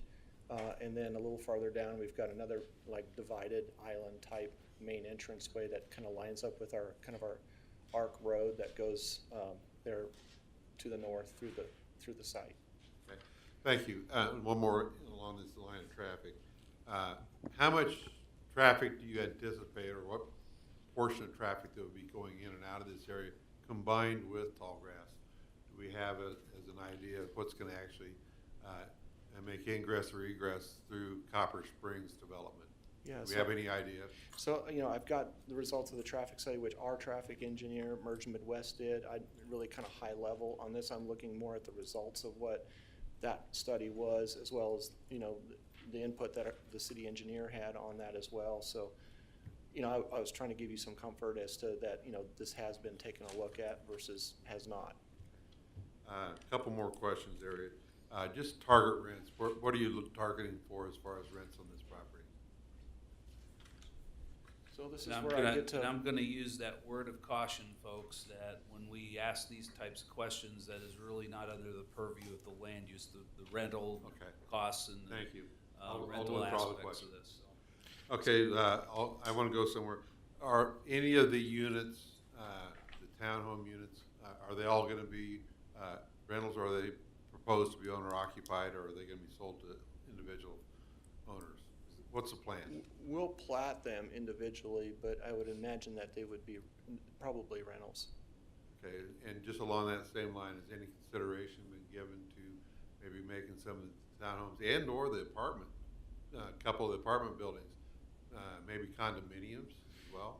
No, the condominiums typically, I mean, we don't do a lot of those in the Kansas City area just because of the financing. It's not a popular type of item here in this market. You go to Miami, you see a lot of them. So it's just, we're anticipating this to be like traditional market rate rental type multifamily. Thank you. And the last question I had was, as far as, do we see any issues with fire or public safety units getting in or out of this area and being able to serve this effectively? And do we have fire equipment that can service a 4-story building? So the fire district obviously is part of our review. They look at the preliminary comments. At this point, when they looked at the preliminary plans, they didn't have any concerns. But at final stage where we get the details as well as building construction plans when they come in, all of that is subject to meeting the fire code. So they will have to meet all the fire codes that are applicable to this style of building, which may include internal sprinkler systems and things like that. I'm not an expert at the fire code, but the fire district is involved at every level of review here, so. So we'll have equipment and or training of personnel before construction begins? Well, I assume that they are prepared to handle these kinds of things already, because if they weren't, they would have told us in their review. And my last question, this is for staff, just so I'm clear. So what we're talking about here is being an RP type of zoning, that if there's any substantial or material changes to the plan or the development as it goes along, it'll come back to this beginning of the process and start over again. Is that with a public hearing? Correct. If the plan is revised in a substantial way or does not meet this, if the final plans come in and they're not meeting this in a substantial way, what staff does is direct to a revised preliminary plan, which then brings it back here, and going through that process requires a public hearing again as well. So That's all I had, guys. Thank you. And I'm gonna add very quickly, I know I cut you off on the rental question. I will tell you that, as I mentioned, that when we start talking about cost of houses, and particularly ownership versus rental structures and things like that, the reason I cut you off the way I did is because those are not under the purview of the Planning Commission when really looking at these types of projects. If the developer or the applicant, chooses to indicate those things to you on their own volition, that's up to them. But I just want to be cautious with that because we cannot render our recommendations based on those kinds of factors. Understood. I apologize for asking that question. No, nothing to apologize for. I just want to, because we've got new commissioners and things on the commission, I want to make sure everybody's clear on that. Didn't think I was being rude. It's fine. That's all I have. Okay, great. Commissioner Juniman, questions? I just want to stop saying thank you to staff for the third report. This is a lot to go through. This is the first one I've been through, really want to dig deep into. I think the concerns I had about traffic have already been kind of brought up and discussed at length. I'm just going to clarify, so the RP3 to RP5, that's going basically limiting the building from a 3-story height to going up to a 4-story height. I think it's 4 stories or 45 feet, whichever is greater. Yeah, actually, the zoning code allows an RP5 to go to 5 stories, but because this plan came in with 4-story buildings, that's all the higher it can go. Right, and I can confirm that we are not doing 5-story, it's 4-story. We're asking for an additional story above the RP3 that would allow for 3 stories, trying to push the density together, create more green space, allow us to do the elevators, which provides really a nicer mix of units, because you may have older people that can't navigate stairs real well. They're not gonna rent the third story on a RP3, but if I've got elevators, now the third and fourth stories are now rentable to all, age groups in that market. It's just a nicer feature. Staff, do we require elevators above buildings that have higher than 2 stories? Or is it above 3? We do not require elevators, I believe, in the code. If anything, it would have more to do with fire access and fire code provisions as well, I believe. I don't think the LDC, though, indicates that there's a requirement of an elevator. The LDC. I'm not talking to them, talking to the code that we're enforcing. Yes, the LDC. The Land Development Code does not, I don't think there's anything in there that addresses the requirement of an elevator. Now, what Bob is asking about is the building code, the IRC and IBC.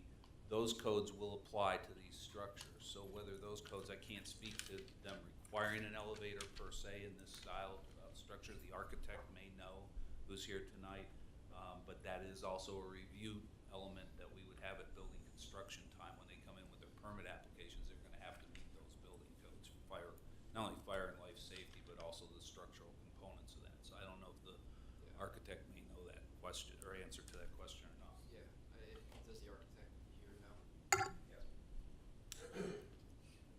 Good evening, Clint Evans, NSPJ Architects, and the answer is no, they are not required by building code. However, what it is it's a leasability standpoint for those fourth floors. And most people, typically seniors as an example, like the tallest floors and then the convenience of the elevator access. But it does go to leasability of the units and marketability. So without that elevator, you'd have a really hard time leasing the 4-story. Yep. And while I had an architecture question. Sure. What was driving the decision to make these buildings more angular and square and kind of modular looking versus kind of your typical pitched roof style that's kind of more common in the area? I wasn't familiar of any apartments in Gardner that have those. Typically you'll see them like in Lenexa, like that Domain area or stuff along the interstate. I guess my main concern is this is a lot of residential area, and putting a building like that is a little bit out of place. Sure. The flat roofs, first of all, from a scale perspective, do keep the scale of the buildings down. So they are shallower than they would with the pitched roof elements. And the flat roof is actually a more expensive means of construction. We take all of the condensing units that you'll typically see in a multifamily project on the ground. We conceal them on the roof. Again, it's just elevating the park-like experience of the residents living around the buildings. So. And our understanding is that the condensing units and other mechanical equipment on those roofs are hidden by the parapets and other architectural features. That is correct. And again, that's a minimum that the developer would insist on.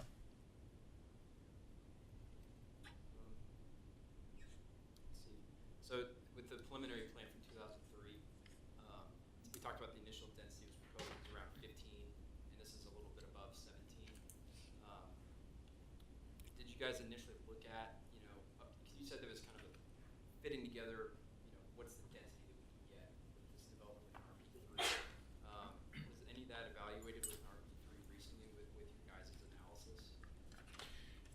It's really more about the type of project that we're trying to accomplish here, with more green space and amenities and things, versus trying to take the RP3 zoning that we've got and just densify the heck out of it, right?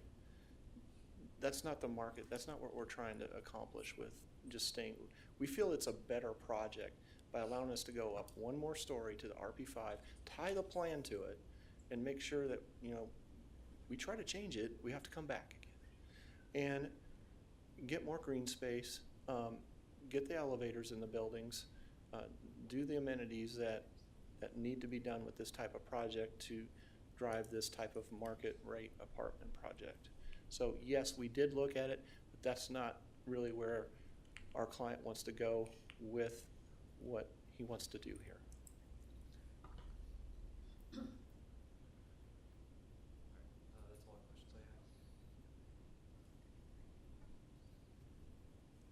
Commissioner Cooper, any questions? I do.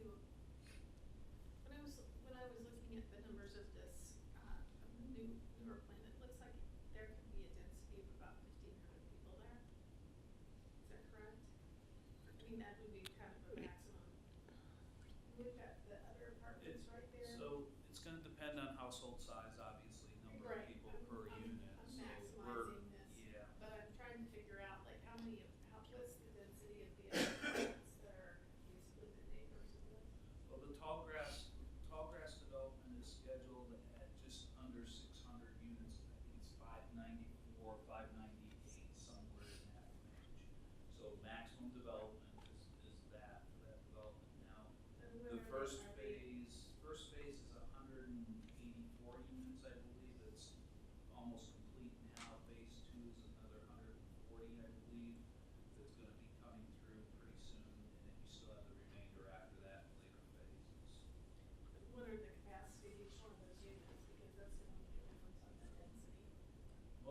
Most apartment units, and again, the architect will speak on this particular project, are generally 2 bedrooms or less. Right, I'm aware of that, I'm just saying, what in that other development, what are the numbers? As far as. How many one-bedroom apartments, two-bedroom apartments, duplexes? There's, That's gonna it's all. impact the density, the traffic. Yeah, it's all apartments right now, so it's all going to be 2 bedrooms or less. I don't know the specific numbers for that right now. But that would have been taken into consideration through the development. The traffic study should have taken all Well, that it into won't, consideration. it's not occupied, it's not finished. Well, it should take into account though the full development pattern, because Right. they would have had access. Jenny, you. Right, so it does include planned like approved projects. So typically, at that point in time, you're estimating how full they are on that type of, on projects that aren't 100% done yet. How full are they? I don't know, maybe they're fourth full, whatever. So the other 3/4 you're estimating then for a planned project and putting that in the numbers. And Tallgrass was a planned project. They had to do a traffic study. They had their amounts in there, so this study should have taken that into account as far as the process. Right, so, yeah, there's existing traffic plus our site, plus planned traffic volumes that are pushed into the PM and AM peak hour numbers. So those 3 components, existing, our site, and the planned projects that are out there. Do you have numbers for that? Do I have a what? The numbers for that? Yeah, it's in the traffic study here. They have access to Oh, traffic. okay. I think it was in their packet. Okay. Because usually Public Works handles that. I'm curious about how many, what the count actually is anticipated to be. I think all my other questions were answered. A minute, just to double check, Commissioner Cooper. Okay, go ahead. I've got one Commissioner more Hanson. question. I noticed you talked about how on the north end, you kind of use the 2-story townhomes to kind of stair step into the higher sight line for the 3- and 4-story buildings. Did you ever give any consideration using that same concept on the south end? Kind of a 2-story approach to begin with, and then kind of phase it into the larger buildings? Was that ever considered? It was, but with the south end, since we're, about 300, and what Bob mentioned is 400 feet away from the first house there. On the north end, you don't have that kind of separation, right? On the south end, we have more room and more separation, so we felt that that separation was a mitigating factor or an alternative. Okay, thank you. I had a question for you. Grab some materials. So in the parking, first of all, I think that the tuck under, that's kind of an interesting concept. I like that. Something different. In the parking counts, you have townhome garage and townhome driveway. So you're including in the count that someone is parking in the driveway and the garage as part of your overall parking spaces? Right. Okay, just to clarify. And then, And may I just, there's more parking there for the townhome that's really required, because we know some people use their garages for storage. These are 2-car garages. okay, great, thank you. And then, I just wanted to verify this. On the site plan details where there's a parking summary, it says, surface handicap parking spaces provided 1 space. And then detached garage handicap parking spaces provided 16. And then there's a total below of 19, but I'm not getting the addition of 16 plus 1. Oh, I'm sorry, there it is, there's another, so that's 18. Tuck under handicap parking spaces provided 1. That just, it doesn't seem like that many handicap spaces to me, only at 19, but I guess if that's. They will need to meet the ADA requirements. Okay. So even though this may be That's- shown in preliminary plan, it gets evaluated per the actual ADA Okay. requirements.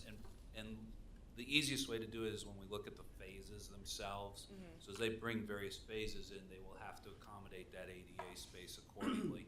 Now, how they divide that up into tuck under versus garage versus the surface, I believe they have flexibility under ADA to do that Okay. as long as they are designated for that ADA use and meet the requirements of ADA design in relation to parking.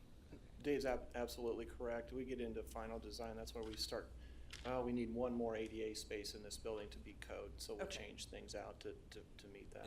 And that's one of those items that would not be considered a substantial change. It would, okay, yeah, we've got to calculate this and make it work. Right. We go through that with projects quite frequently, actually. I figured I was just being really literal on that, Yeah. but I thought, well, I'm You're gonna very ask. It's observant. good. Yeah. It's a good question. It's just, Yeah. some of those particulars don't always show up in concept plans and early preliminary plans. Yeah. And my other question had to do with the rezoning from R3 to R5, which the discussion has been, well, we need to get that 4-story to make offer more green space, which really, when you look at what was proposed in 2003 compared to this, wow, what a difference in the green space. That's huge. I get that. But I'd like to ask as well that part of the rezoning is like the intensity of the use, which within R5, we have things like assisted living, congregate living. There's more intense uses, I know, within the table we have in the land development code, if I'm kind of thinking through this. But from the presentation here, this is apartments. It's not an assisted living facility or congregate living or, those more intense type of uses.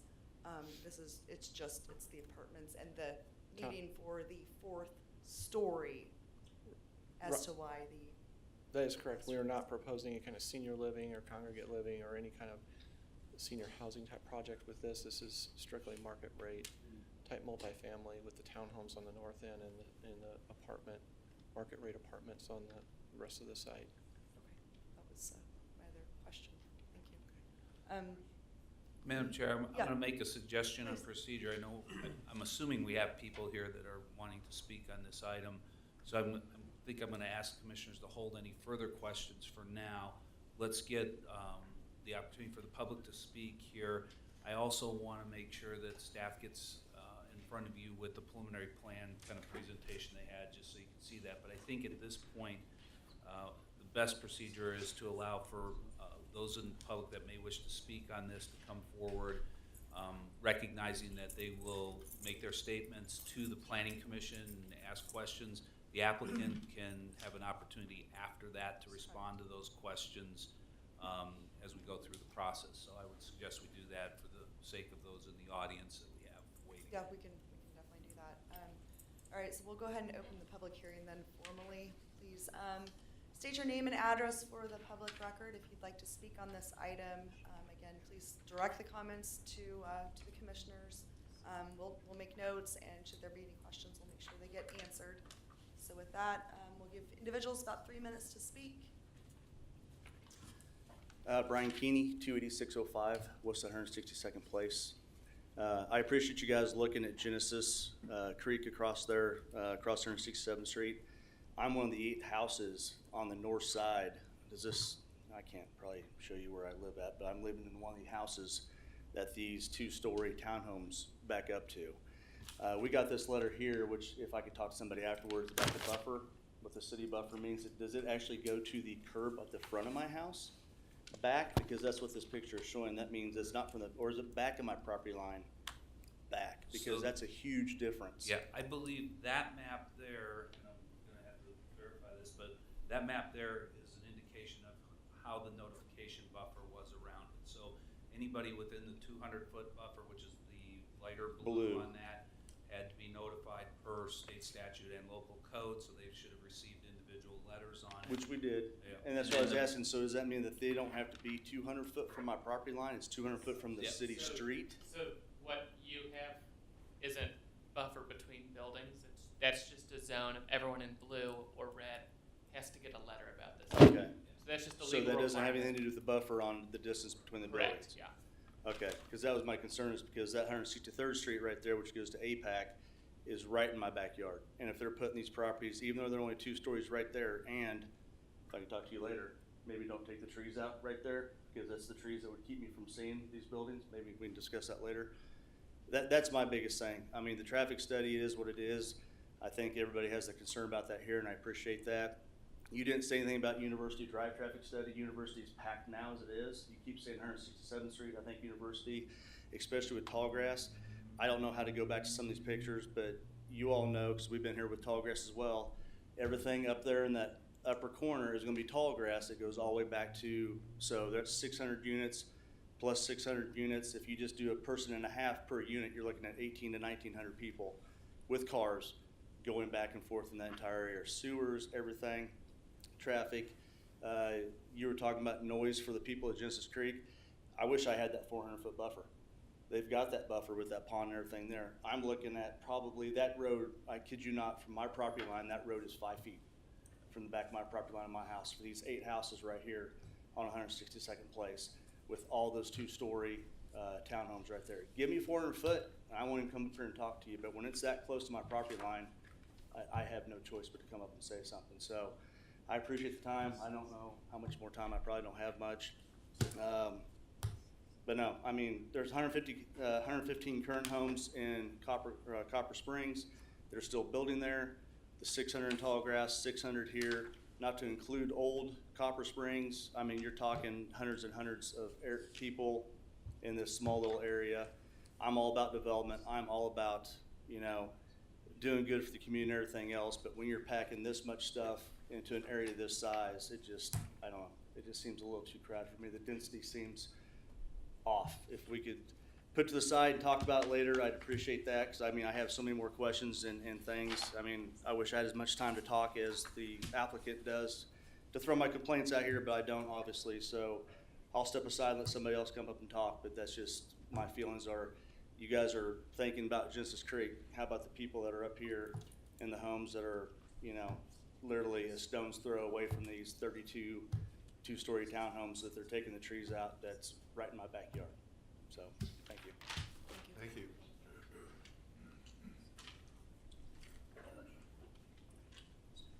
I'm really short. My name is, I don't know who to look at. My name is, See ya. I'm trying, but I can't see them. My name is Lydia Kepler, 16255 Blair Court. My biggest thing is I had just concerns, things I would like you guys to be thinking about that I don't know the answers to. So I don't know. Talk about the traffic study. I was part of trying to get information with Tallgrass and stuff. I don't recall that Tallgrass had actually did a traffic study. I know that they used, and I was not there during the city planners. I was more involved afterwards with city council, and every reference, because we talked about it should have been sooner, was to a report that was done in either, like, it was like 2010 to 2012. It had been less than 10 years. And that's the one I even have the copies on still, which I can get, but it doesn't matter. My concern was that, do we actually, I'm concerned about the traffic. I'm concerned that we have 2 outlets on University and 2 outlets on White, and that's where all 900 could be parked cars are going out. Those 4 entrances, and then to get into town is going to be on Moonlight at 167th and I like the idea of the turn signals, and I do, or the turning lanes. I do appreciate those things, but it's still not keeping the traffic, especially at White and 167th. It's already very difficult right now.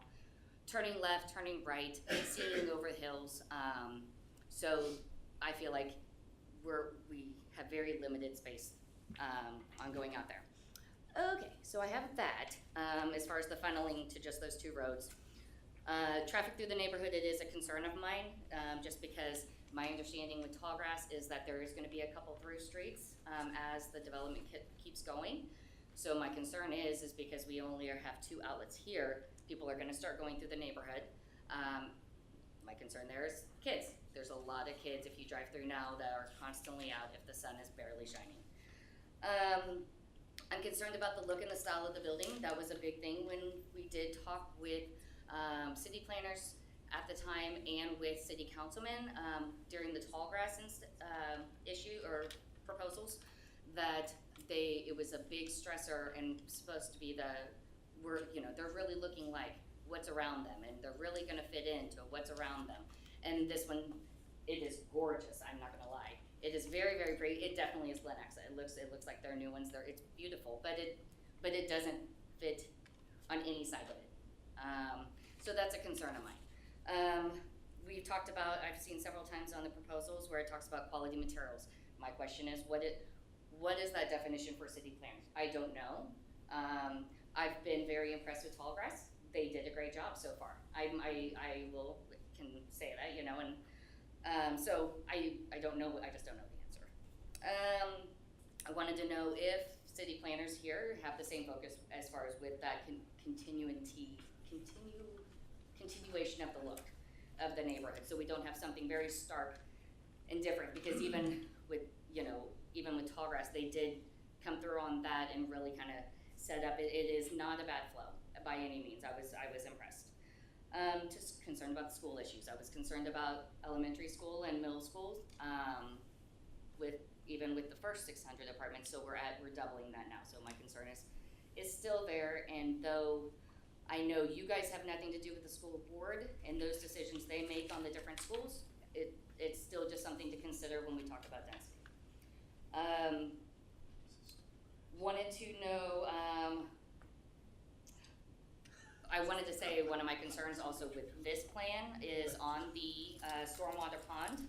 I do appreciate it, but that being said, we have one in Copper Springs that is empty and unattractive very much. So it is a concern of mine that it's not maybe a pool or something different that we know is going to look nice, without it being being filled with stormwater, because the one in Copper Springs is just this grass bowl. It's called the grass bowl, and the kids are usually playing through it, not always in the best way. I was concerned with why on this plan, I do appreciate significant difference in density, but that being said, one of the things to consider when you're changing it now is the developers had talked about changing. Well, it was always scheduled for going to be an R5. This was our original plan, but that's not what it was in 2003. That's not what the city council actually proposed it to be. If it was the original plan and they went through that, then it would have been proposed then to be an R3 and an R5. So I don't like that argument, I guess, because I feel like we are getting a lot of changes through here. We're getting a lot. The big thing is getting more housing and everything, and I agree. I would like something done with that, but it just does seem like we're throwing a very big block of changes where this was supposed to be R3. It would have given, with Copper Springs, even though Tallgrass goes behind, we still could have had some buffers, and I know Tallgrass is even doing the duplexes, not even fourplexes, but duplexes on the backside of Copper Springs there. I just would have, I'm concerned about we're getting a bigger chunk of land that's now going to be all apartments going to that shorter R1. I was confused on the R3 and R5. I was pretty sure when we worked on it last time, that it actually did have to do not just with the size of the building, but I did try to look it up, and the webpage isn't working for Gardner's zoning, so I'll try to maybe stop by I don't know what to do about that tonight. Genesis Creek, though it is about 400 feet, that's barely over a football field. I mean, 300 feet sounds big, but you think about being on one end of the Chiefs Stadium, and the building is at the other end. And actually, they said it was 400, so you're adding, what, another 30 feet? So to the another 25-yard lane. So I'm just to put it in perspective, 300 feet sounds large, and it's nice that it is. I mean, I do appreciate we're the developers, everything honestly, but it's one of those. It's still pretty close, especially when all of those houses on Genesis Creek are decks. There's not very many patios, so they're already higher, and then you're going to still be over that berm. So, I have a lot of things, but I'm going to be done.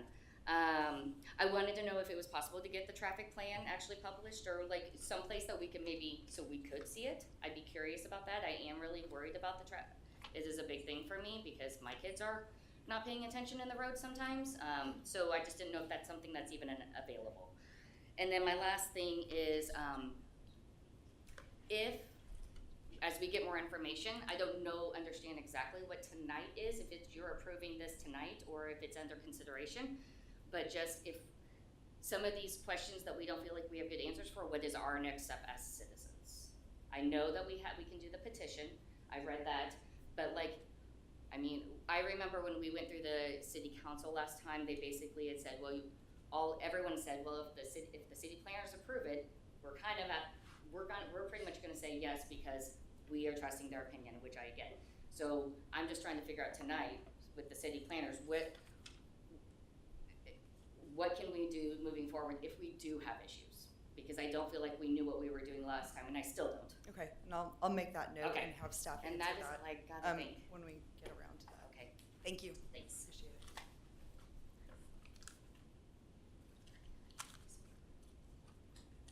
Anyone else like to speak on this evening?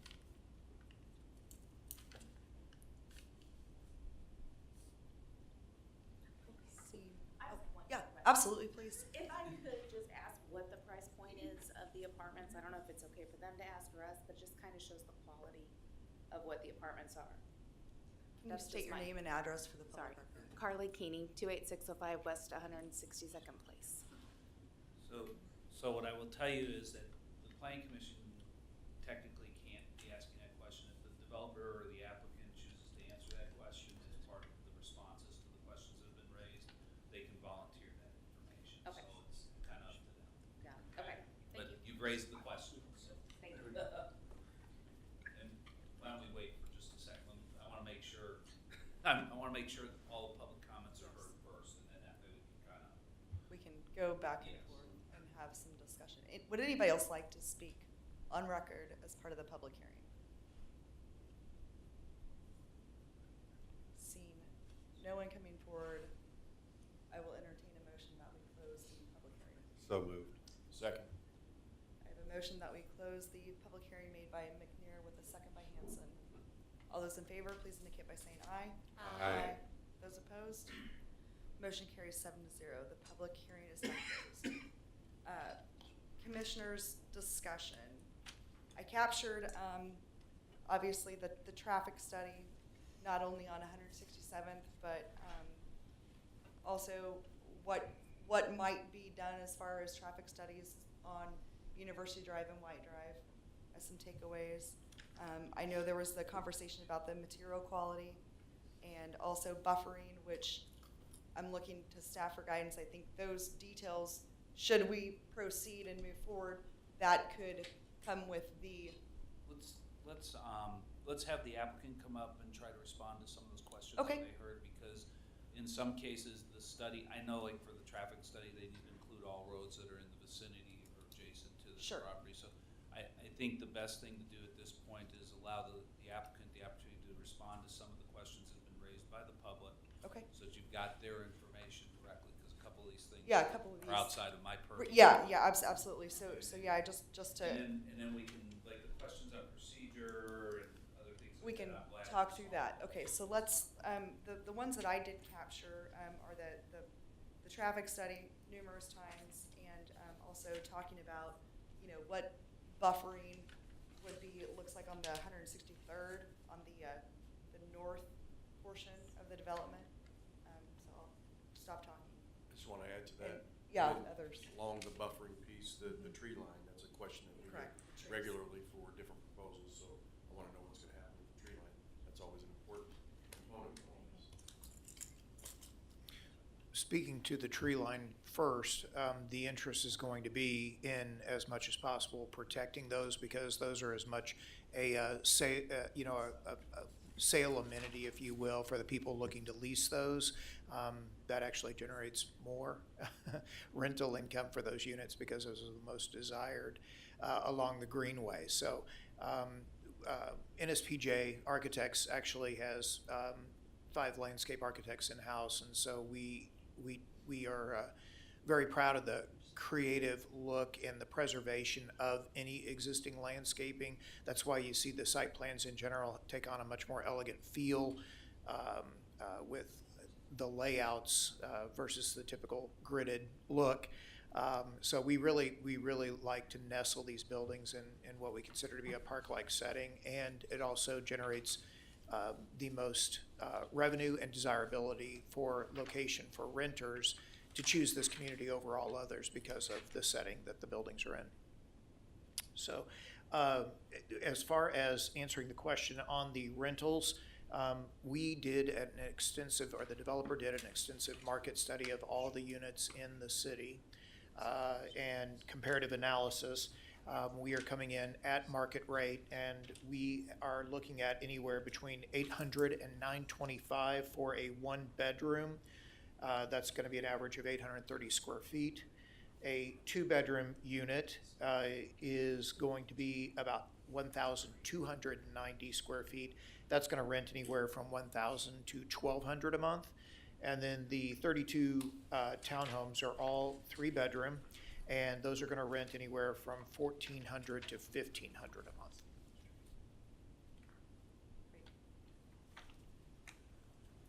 I'm going to speak to the tree line for just a second because we called up the aerial on Johnson. Okay. And I want to clarify a couple things here that I'm looking at. The 163rd Street element here looks like it's covered by about a 60-foot right-of-way at this point in time. So if that roadway was placed in the center, which it probably is not because it's a gravel road, it's not really built to city standards.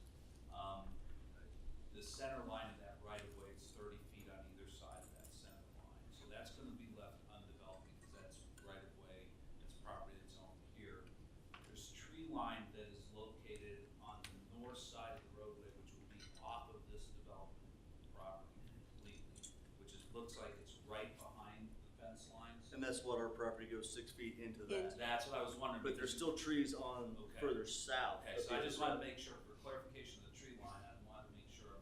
Well, I knew they wouldn't touch my tree line across Apex. I'm going to touch the tree line on that side of the road. Okay, so that on the north side, there's a tree line that is up against the fence lines there. Then on the south side, there is a significant amount of vegetation and trees that are located along that south right of the way as well. So, but I just wanted to make sure that we had an understanding of that, at least looking at the area. Yeah, and that's a great comment, and that's what these meetings are for, is to get that kind of input, because we're looking at it from an engineering standpoint too, and I appreciate those types of comments, because as we move forward, we can know that's really an important comment to the neighbors. And we can work on the grading and the landscape plan in that area to, not take those trees out or take out fewer of them to save some of the more bigger trees that are there. Now, we might get into some of the ones that are closer to the townhomes, but the ones that are up closer to the street, I think we could probably work on saving those and supplement them back with some evergreens and things like that in there to make a nice landscape buffer. And those types of details come with the final plan, but knowing that now, going into it, I think that really helps us as a designer. I know it helps Clint and his team as the landscape architects and the architects, so we appreciate that input. What phase is that? That would be phase 2. The northern part of the site is phase 2. The southern portion of the site, including the clubhouse, is phase 1. And what time frame are you looking at for phase 2 if this goes through? Phasing on this really hasn't been determined quite yet, but I will tell you that we want to move forward with phase 1 as soon as we can go through the planning process, go through the permitting. If the city chooses to approve the project, we would probably be looking at doing grading and utilities fall and winter, and starting building construction probably in the spring, and it would be about a year process, maybe About 18 months. 18 months, you know. For phase one. And then for phase one, and then we move into phase two, and depending on how the market goes, you know, and that kind of thing. So it's fairly short term.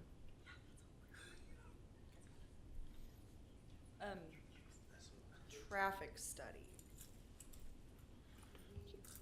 So I feel like I didn't answer the, well, go ahead and ask your question. Yeah, I think it was clear, at least what I heard and the comments I captured.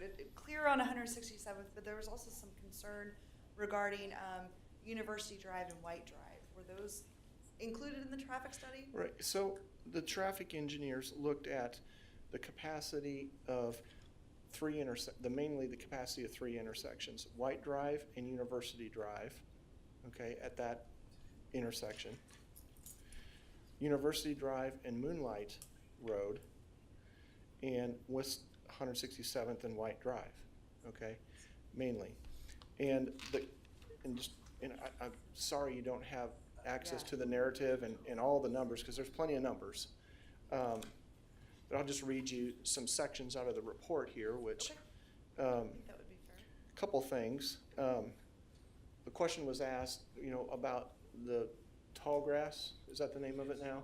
So back then it was known as Apartment Homes of Gardner, and that's pretty typical because you don't really know what you're going to call the project when you're still trying to go through the zoning stage. But under the section on page 8 entitled Existing plus Site plus Planned Traffic Volumes, so I'll read this section to you. The traffic from adjacent planned developments as shown in Apartment Homes of Gardner, that's the Tallgrass project, study were added as planned traffic. The study has included site traffic for the Moonlight Plaza and the Justice Center developments. Since the traffic study was completed, construction has occurred on some of these developments. Approximately 25% of Apartment Homes of Gardner development has been constructed and is operational. The Justice Center has been completed and is occupied, and Moonlight Plaza is approximately 70% complete. Trip generation estimates were calculated for the remaining unbuilt portions of these developments and added into the planned traffic, and were added to the existing volumes and the proposed University Park site volumes and assigned to the existing and planned street system. So what all that reading just told you is we tried to do a good estimate of, at the time we took the traffic counts in January, these were so many percent complete.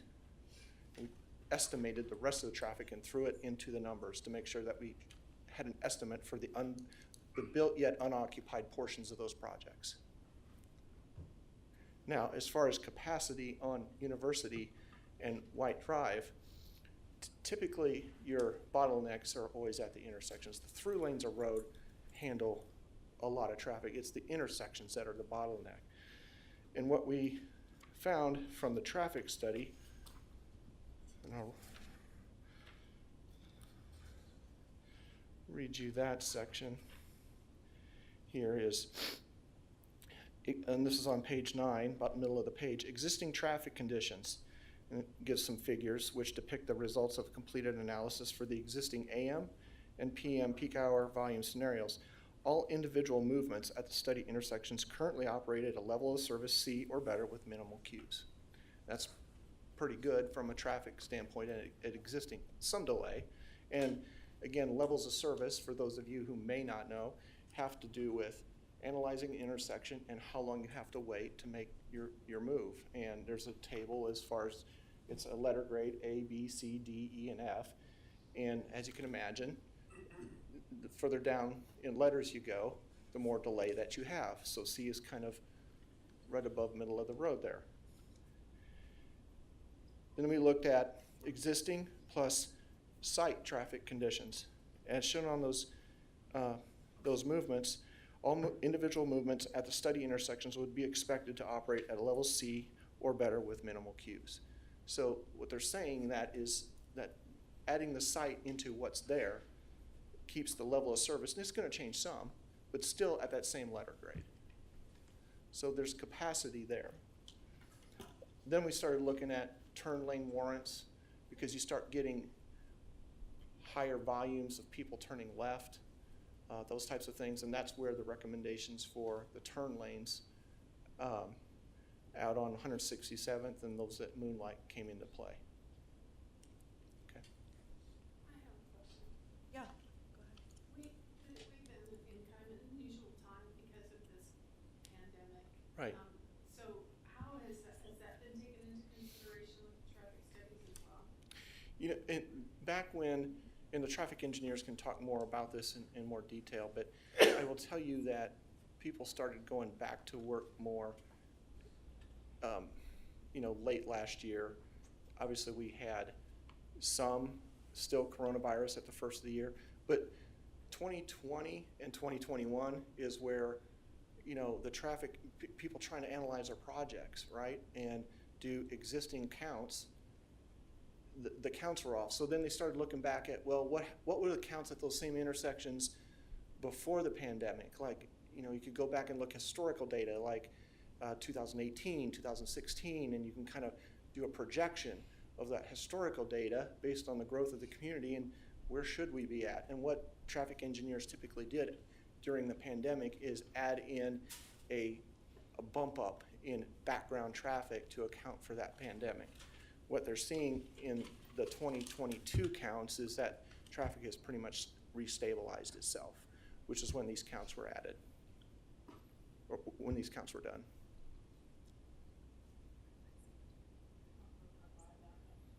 Well, you know, and what I say by stabilize is not necessarily go back to what they used to be, because we now have people that are working from home permanently now, right? We have some students that are remote learning now permanently. You know, I don't know if traffic will ever really restabilize back to what it was. So you have to try to use that judgment with it.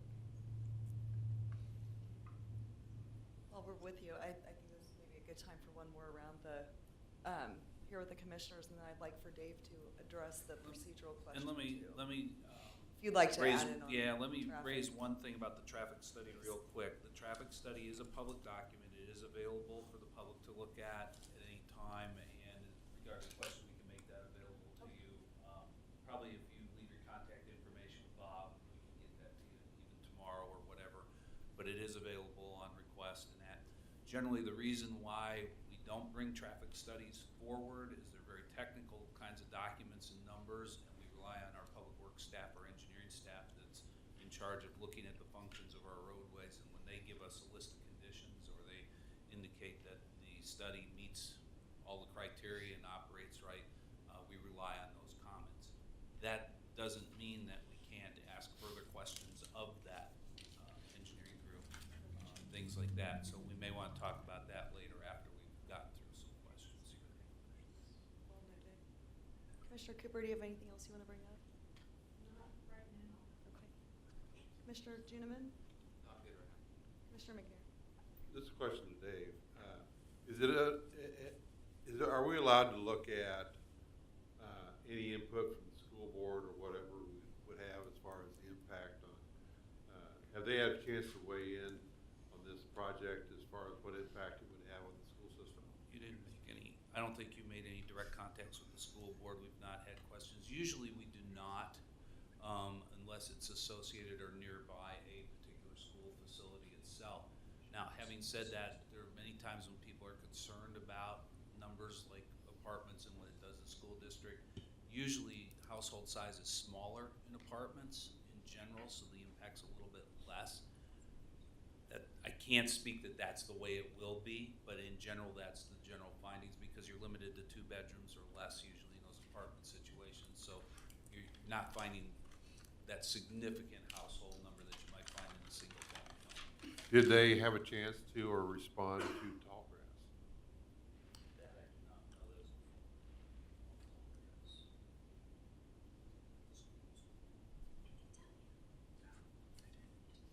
I'll come to you just a second. I can let you know. If you know.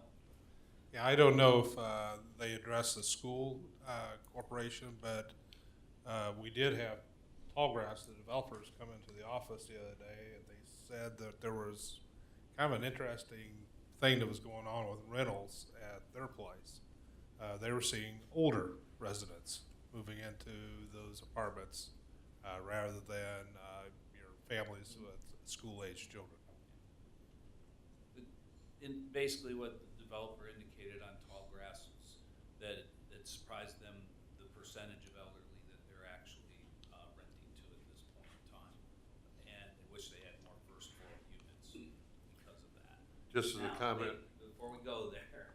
I was just gonna say the school board was offered, they didn't bring it up in a school board meeting. Okay. But the board sent the superintendent has sent a letter saying that there was some they were still working on had just finished with the Madison border and had considered, so they weren't concerned, Yeah. but it wasn't a board. Yeah, and I do know that the school board, the district has a consultant on board that's looking at demographics in the area, has talked to us about the various projects. I've not had any feedback. I've given them information to consider as part of their planning work that they're doing. And they generally check with the city about once a year on that kind of factor to see where housing units are going, how many housing units are going.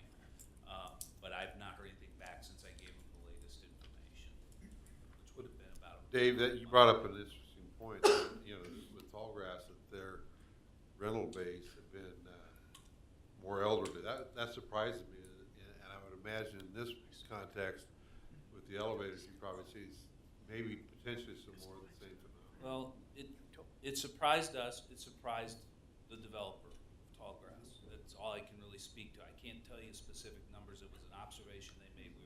They were talking about their next phase, and that was one of the things that they mentioned, because I asked them about vacancy rates and how they were doing in their leasing, and they were very happy and pleased with the leasing they've been getting, and that was a trend that they noted and said this was off our charts. We weren't looking at this market demographic when we originally were thinking about these apartments. And it's a hearsay comment, so I want to be very careful with it. Yeah, I have nothing factual to back that up or to say what that number percentage really is. It's just an observation they provided to us. You can have the aging population. And Dave, you are correct that out of the tens of thousands of units that we've done since the end of the recession, that has been the biggest demographic that has surprised every developer is the people, they're called lock and leaves, basically. They want to cash out of their home's value and enjoy the rest of their life, not leave it necessarily to the kids, I guess. And so in doing so, they rent and then they travel.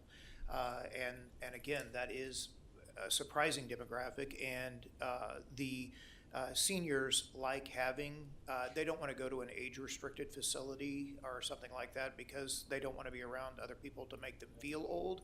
They want to be around the millennial generations. They feel, more vibrant with their lifestyle. And in turn, the millennials like the seniors because they're quiet. And so, when you're paying nice rents, you don't want the disturbances that lower properties might entail. So, and these apartment communities, such as this one, do contribute significantly to the school districts, but percentage, again, this is not a factual percentage. This is just observations of multifamily that we've done over all these years, 60 years. Children just typically do not live in the apartments. The most that you will see of a child is perhaps the sibling of a divorced parent coming to stay for the weekend or something like that. The townhome product, being a 3-bedroom, was more specifically oriented. It's obviously much less dense for the townhomes, but that does offer more of that family feel with a backyard, etc. And I'm going to add for your all's consideration too, that these demographic changes that we're seeing and things that are going on, that are driving these kinds of market trends could change again.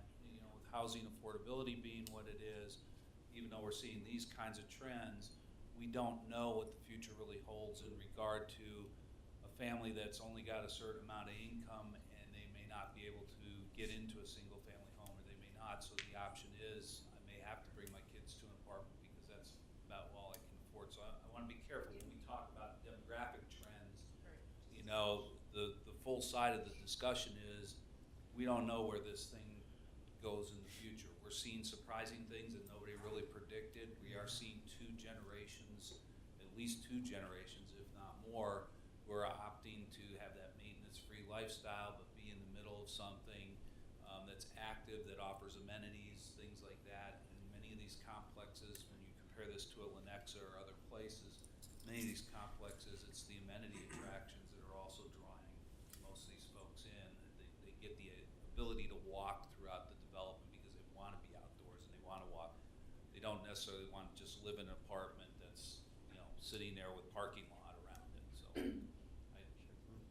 again, I think there's multiple sides on the demographic trends that we can consider all night. That's thus the residents. I mean, we maintain whenever we develop a community such as this that it's more akin to joining a country club, if you will, than we're just renting an apartment. We're elevating the experience of the residents with these communities. Other comments, Commissioner? Commissioner Hanson? Commissioner Ham? I have no additional comments. Commissioner Swayze. I'm gonna get it wrong. Sosa. Sosa. I swear, Cleverson, I'll get it. You'll get it. I was like, I know you mess would up Cleverson. Commissioner Ham's first name all the time. So I get it. I do, if you don't mind, if there aren't any other questions, I wanted to hit a couple points too. There was a question about the pond, or at least a comparison of this pond to Copper Springs Pond. I believe Copper Springs Pond is a dry detention basin. Can you tell me a little bit more, Judd, or tell the audience a little more about the plans for the pond in regard to how it works and functions, or will it have water in it? What's the plan? So the plan is we'll have this as a permanent pool. It'll have permanent water in it. We want it to be an amenity, something attractive. You know, just having a detention basin there that's dry. Sometimes when it rains, it fills up and goes back down. It can be kind of hard to maintain it. Those work good for commercial centers behind the building, you know, where no one sees it. This is out front and center. It's part of the landscape. It's part of the feel of the whole community. It needs to look nice 24/7, even when it's rainy periods, when it's dry periods. We want it to have a wet, permanent pool to it. Now, it also serves as stormwater detention and part of our BMP requirements. So there'll be those types of aspects to it to control water runoff. There are other areas on the site too that will be providing native vegetation and filter strips and parking lot inlet filters and things like that to meet the city's stormwater ordinance requirements. My partner Doug Oven is here. He's in charge of the stormwater report on this and getting those all designed, and that was also part of our initial submittal that was reviewed by your professional engineering staff. We have the space, we have the calculations to prove that it'll work. If we're allowed to go on to final design, then we'll provide the final details for that. Dave, any other notes? I do want to ask that you could maybe cover like the procedural. Yeah, I'll do procedure Okay. and process. Perfect. Those are the major things with the traffic, the school, the pond, The pond, and the buffer. the tree line elements. So I think we covered that. I will indicate that there are buffer requirements between this land use and the R1 zoning districts that they'll have to meet too. They're not heavily substantial. It's not like when you have a commercial or an industrial use next to a residential. So it does require some buffering that's there. There are ways to incorporate the tree preservation into that buffering requirement, things like that. So you may want to consider a condition to that extent. If you do, as a commission, wish to go there, we can try to kick around some wording or whatever tonight to get an added condition onto what the staff's recommended. Let's talk about process and procedure, everybody's favorite thing to do. Try to be relatively quick, cognizant of time. So, two things happen here that we need to be aware of. The Planning Commission. The Planning Commission is not a decision-making body in this case. You are a recommending body. So the rezoning from here, depending on what your recommendation is, goes to the governing body, which is the city council. For most people, it just includes, when we say governing body, that includes the mayor. The mayor gets a vote on there, which normally he does not have on much of city business. So it goes to the governing body with your recommendation, our recommendation, for their consideration. They look at a record of this meeting. The citizens that are in the notification, the property owners that are in the notification area, so that map that you kind of showed with the 200-foot area and the 1,000-foot on the county, that's why it's red, because that's county property, so it has to go out 1,000 feet, do have a protest right in this situation, and that's why this won't go to the governing body until their second meeting of next month, okay? Because we have to allow for a 20-day, I believe, is it 14-day. It's a 14-day protest period, which starts after you make your recommendation, okay? So we have to accommodate that. But to be a valid protest, over 51% of the property ownership, the property, if you will, that's in these buffer areas has to be protesting. So there's a petition process. If somebody's interested in that, we can walk you through that process tomorrow, as quickly as tomorrow morning, and walk you through that kind of process so you have a good understanding. But that petition gets filed with the city clerk. City clerk, we validate, is it a valid petition? If it is, what it does is it potentially triggers a supermajority vote, if you will, by the governing body to vote. I'm going to say this, so when I say this, it's not a foregone conclusion, but the easiest way I know how to describe it is if they want to vote in favor of the recommendation and the protest is against the recommendation, they have to have a supermajority to vote in favor of that recommendation.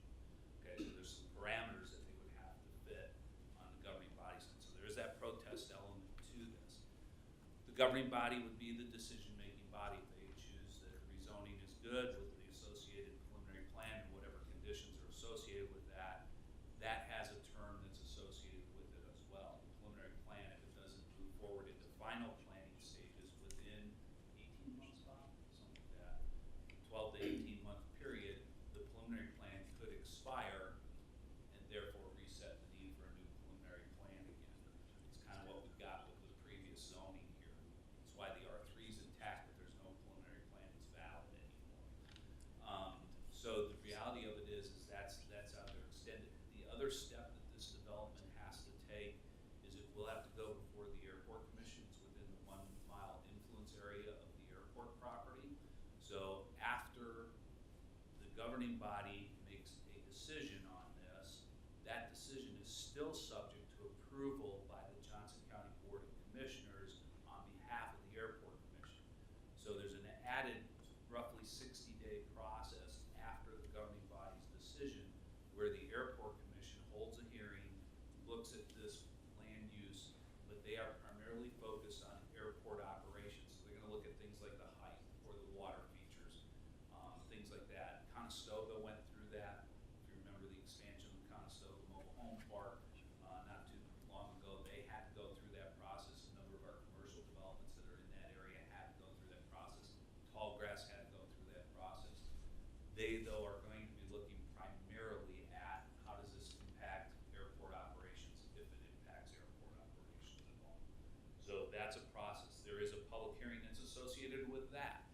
But I think sometimes what the public gets confused about is that's a place to bring up all these other issues, which they certainly can, but the airport commission is really focused on the airport operations. So need to be aware of that. So that's kind of the overview of the process at this point in time. So the staff review has been conducted. This is the first public hearing on this, and in fact is the only public hearing legally required at the city level. The city council may, as part of its consideration, allow public comment during their considerations, but they're not legally obligated to conduct a second public hearing per se. I'm gonna look to the city attorney's representative to make sure I'm doing that right, and he may want to add to that. Yep, good summary. Okay, so in regard to that, it doesn't mean that people shouldn't show up at the council meeting because the mayor may decide, is there anybody here who wishes to speak on this? And they could go ahead and do that. They just do not have the legal obligation to do that. So that's a little bit of a clarification I want to make there. I'm trying to think if there's anything else process-wise. I'm trying to cover everything. I think I've got most everything. Oh, I was gonna say, in regard to your considerations tonight, you have several options on the table, and I do want to get staff up here about the preliminary development plan so you can see kind of the sightline graphic and a couple other things that are associated with that. But as we do this, I want to mention this to you. You do have some options tonight, okay? Obviously, you can make a recommendation tonight. You can back the recommendation that the staff is giving and reiterate that. You can add conditions to it. You see some conditions that you think, based on this conversation, you'd like to add to that. You can also recommend denial of the project if you wish to do that. The third option that you do have the ability to do is you could choose to table this and direct towards further information on certain topics or certain items, or give the opportunity to work out some of those issues with people if that's what you desire to do, and then bring it back at your next scheduled meeting to consider any revisions or updates to address those kinds of items. So those are your three basic options that you have tonight. As it affects the protest period, if you choose to table this for some reason, the protest period would not necessarily kick in because you have not made a recommendation at that point. It would be time to look at the information further, to gather the information up that you need, but also for staff, if you want to direct us to work with the applicant in the neighborhood and see if there's some resolution or some factor there. That gives us the time to do that, behind the scenes, if you will, until your next meeting of consideration. Did I miss anything from a legal standpoint or anything like that? No, you're making my job very easy. I've been here too long. Yeah. Not here, just in my career too long. That was perfect. If you don't mind, I think it'd be good to have Bob get Yeah, up. I was gonna say, let's have, since you I'm alluded leading into you that. too much, I'm sorry. No, that's fine, Dave. The other thing we might do is Bob's getting up here, because in our bylaws, we have a Yes, limitation we as have to a how limit long on the meeting can last, till 10 o'clock. Correct. What we might do, let's see how far Bob can get. Or Yeah, Closer to why 10. not just, I'll, 10 to 10:30. Yeah. if you guys are okay, I'm just gonna plan on interrupting at 5 till. So I apologize. Okay, or if we wanna go ahead and extend the meeting Madam now. Chairman, We I'd have like- another item after this. Okay. Yeah. I'd like to propose a motion that we continue, if needed, we continue the meeting to be no later than 10:30. Okay, all right, we have a motion made by McNear that we can continue the meeting up to 10:30 PM Central. Second. Motion made by McNear with a second by Ham. Any questions on the motion? All those in favor, please indicate by saying aye. Aye. Those opposed? Motion passes 7-0 that we can. Oh, I'm sorry. 6 to 1. I'm 6 to sorry. 1, okay. So Bob, before you get started too, so that everybody understands, and especially those that are in the audience, what Bob's about to do is give an overview of what the staff looked at and considered as part of the preliminary development plan application. The two items are associated. The rezoning requires the preliminary plan and vice versa. We conducted the public hearing that would cover both of these things. We've heard from the applicant on both of these things. This is merely staff recapping that application and our considerations and recommendations from that. Again, after we get done with that, there's time for question, discussion, things like that. Absolutely. Hello, Bob, welcome. Again. Thanks for having me tonight. Appreciate it. Thanks for being here. The extension doesn't mean. Yeah. Right. Oh, be brief, please. Yes, yeah. And a lot of these issues have been addressed. A lot of the items that we look at have been addressed with a lot of the questions. So I do appreciate all the questions too as well. Again, this shows the preliminary development plans. The plan reflects generally accepted and sound planning and urban design principles. The project achieves the design intent of the Land Development Code for walkable neighborhoods and a future benefit for residents who may be able to walk to nearby schools and connect up with our city's trail system. All utilities are available to this site. The architectural rendering shows ample screening to the adjacent single-family and duplex developments. And this kind of also shows you the site distance from how the buildings are.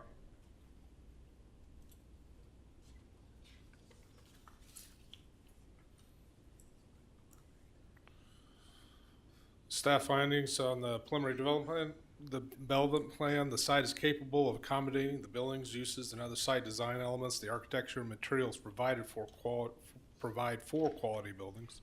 The overall design is compatible to the context considered in the locations and distance between adjacent commercially zoned and residential properties.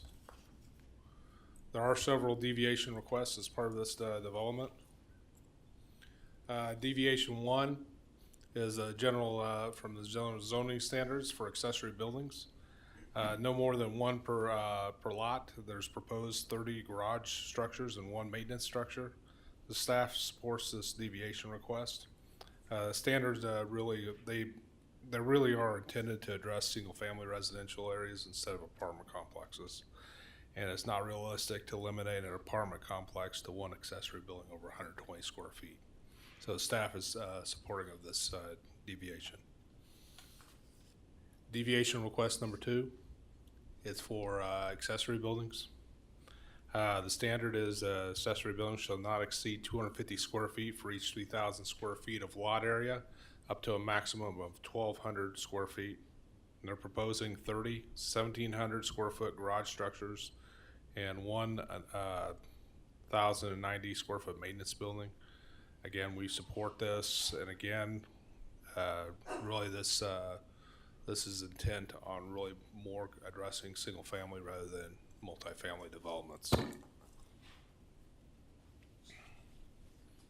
And I guess I could add in this, the deviation from the standard would not impact surrounding properties, and it would help limit the visual impact of vehicles on hard surfaces. Deviation 3, required parking and bicycle parking. And we've kind of run into this a couple times with some of our other developments as well.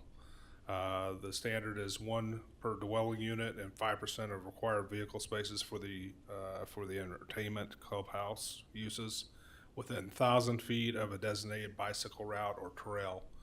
There is a trail on the north side of 167th Street, and also one that actually runs through the Tallgrass development.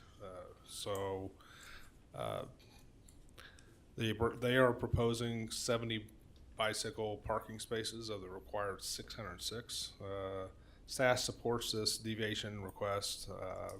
The staff has found that the standard 1 bicycle parking space per dwelling may be a little excessive. The development is proposing to have 150 garage spaces throughout the site, which most people will store their bicycles in those garage spaces. Staff recommends approval of the rezoning and associated preliminary development plan with the conditions outlined below.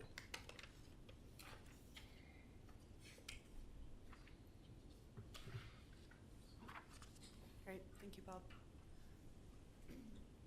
Madam Chair, if I can, as I stepped out there to give a drink of water to the restroom, another item that came to my mind is there was at least brought up in one of the public conversations about materials, quality materials. I didn't think about that when we were doing this.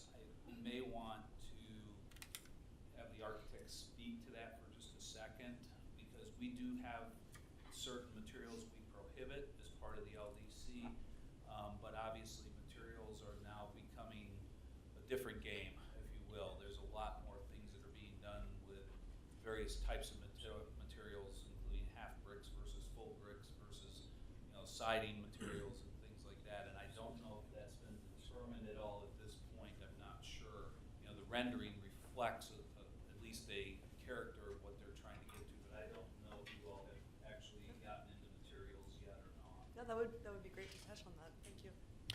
We actually have, and the primary materials is a hardy lap siding product, so it's a kind of a masonry type siding product, no rot. And then we do have stone and/or brick at various elements to break up the facades, give it a little more visual interest. You'll note too that the shapes of the buildings are actually not your typical more slab-sided apartment building. They're highly contextual, and which obviously adds to the construction costs, but again, we believe that it adds a much richer quality to the look of the buildings. Shade, shadow, and all of that come into play. Thank you. And those elevations, more specific elevations, are part of the final plan submittals, so just so you're aware of that. Absolutely. Okay, we've heard from the applicant, and we've also heard from staff. We've had discussion. We've had the public comment. So I'm okay with anyone wanting to entertain a motion unless there's additional questions. Go ahead. I two questions for staff.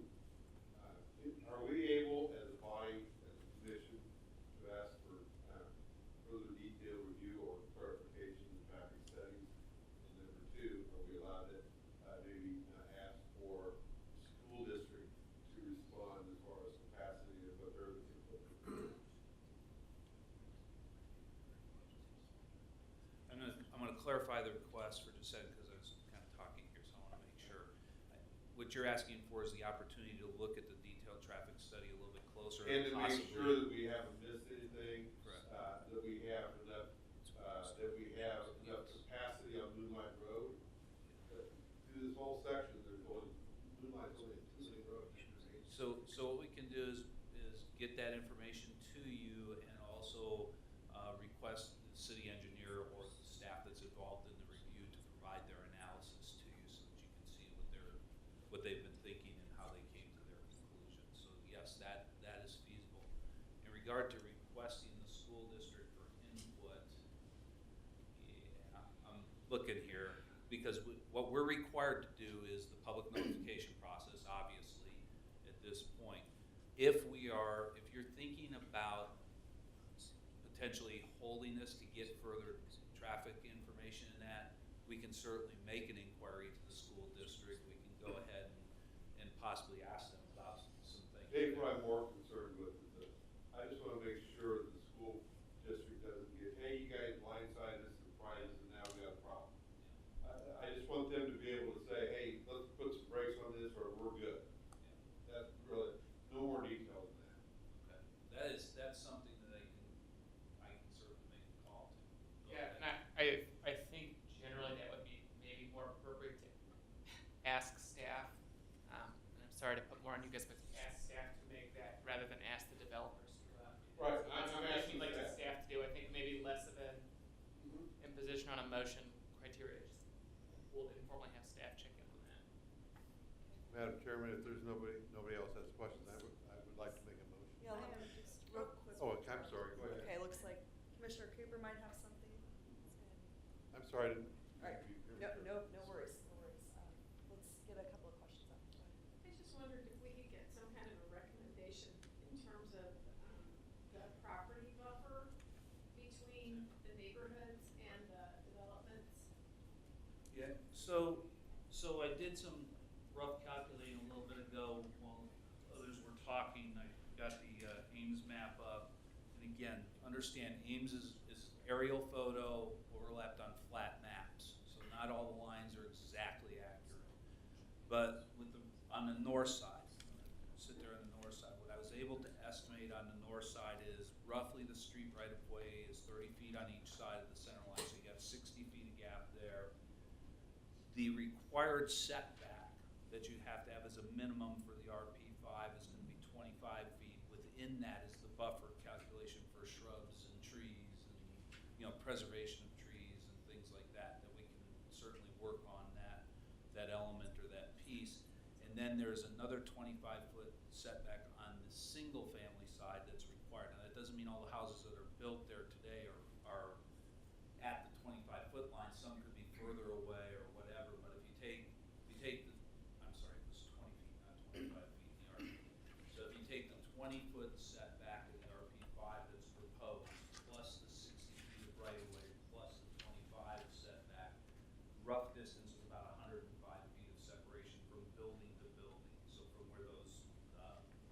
triplex, fourplex buildings are shown in the development proposal to the required setback of the single-family homes is roughly that 105 feet. Some of those homes may be a little bit further away, some, they shouldn't be any closer than that, but they were, that's a bust in the calculations that we've done. But that's kind of the situation on the north side. And on the south side, it's roughly at 400. About the best we can do really is utilize those calculations. We can look for more details on the separation, I guess. Can we add to that? As a condition, you could. Sure, you can. As a condition, that's part of the process. The actual buffer, Yeah.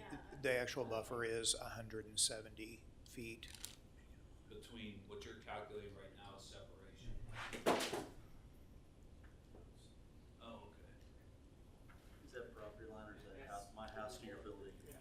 It's house to And that's- house, On your screen, you should have. house to so building. If you look at the bottom graphic on that screen, to the left-hand side, you'll see where the gray box is, right on the edge of the drawing, that little gray section there. That represents the theoretical setback that's required for the single-family homes. Yours may be slightly more, or, right around that range, but that would reflect the 25, plus you have the landscape, plus you have the street, and then the landscape buffer that's proposed on the other side, so roughly 170 feet is what they're showing from house to house. Right, and I so, calculated about 100 house. and Dave, that lower left corner there, you see the townhouse. There's 170 feet between the townhouse and the single-family home. But more specifically, you had mentioned there's 25 feet of required setback off the right-of-way, and you see 167th Street, it's the third dimension over there, and it says landscape buffer with plus minus 3 foot berm. That's the section that's required to be 25 feet under the zoning code, and we're at 55 feet. So we've improved it considerably from where we could be on that. And it looks like, based on that too, that the closest, I'm assuming that the the 3-story transition to 4-story is the closest building of that type. You're showing about 415 feet from the back of the single-family homes to that structure. So you've got about the same distance. The difference is that the fill in there, instead of a pond and an open space, is the fourplex, duplex buildings that are there. Did we have this picture in our package? Yes, it was. It was? It's in the drawing, on the map. The last one. What's under this That's drawing? the next one. It's not, I don't know if it's in color or not. It is. It is. Color.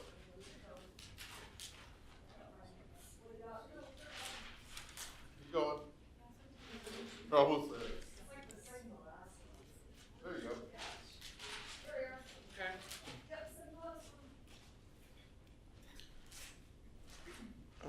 They're not being rude to you all. Literally, they Oh. have no space to put the plans out and look at. Oh, okay. Oh, yeah, Okay. yeah. I just, That should say 163rd Street. Which should say 163rd, right? Yeah, it should be 163rd, not 163rd.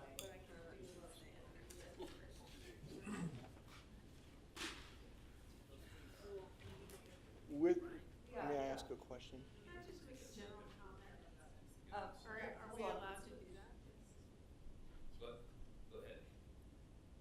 Is the comment associated specifically with this, or is it more about just the packing materials and stuff? No, it's this. Okay.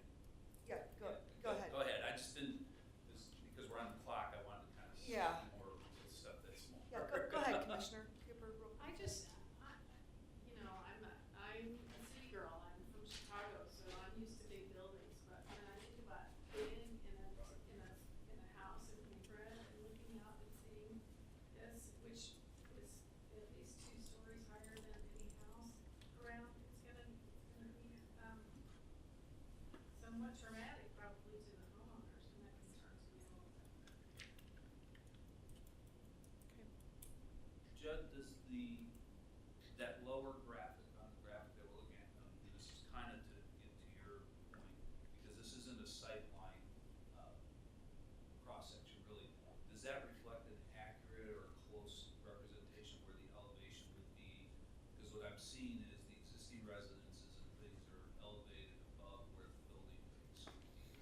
accurate depiction? It is. You can see how the ground line on that lower profile starts at the left, it starts to kind of fall down the hill. That's the way the land lays. If you look in the upper left-hand corner, you'll see a key plan or a site plan there. That's the section that's on the left that is, wish I could point to it, but on the very left of that site plan, the very north side, there's a section that's cut through there, north to south. That's that lower profile there. So as the ground, as you go from north to south, the ground starts to fall away. So your 4-story building is somewhat subdued by the fact that the ground is dropping as you go further south.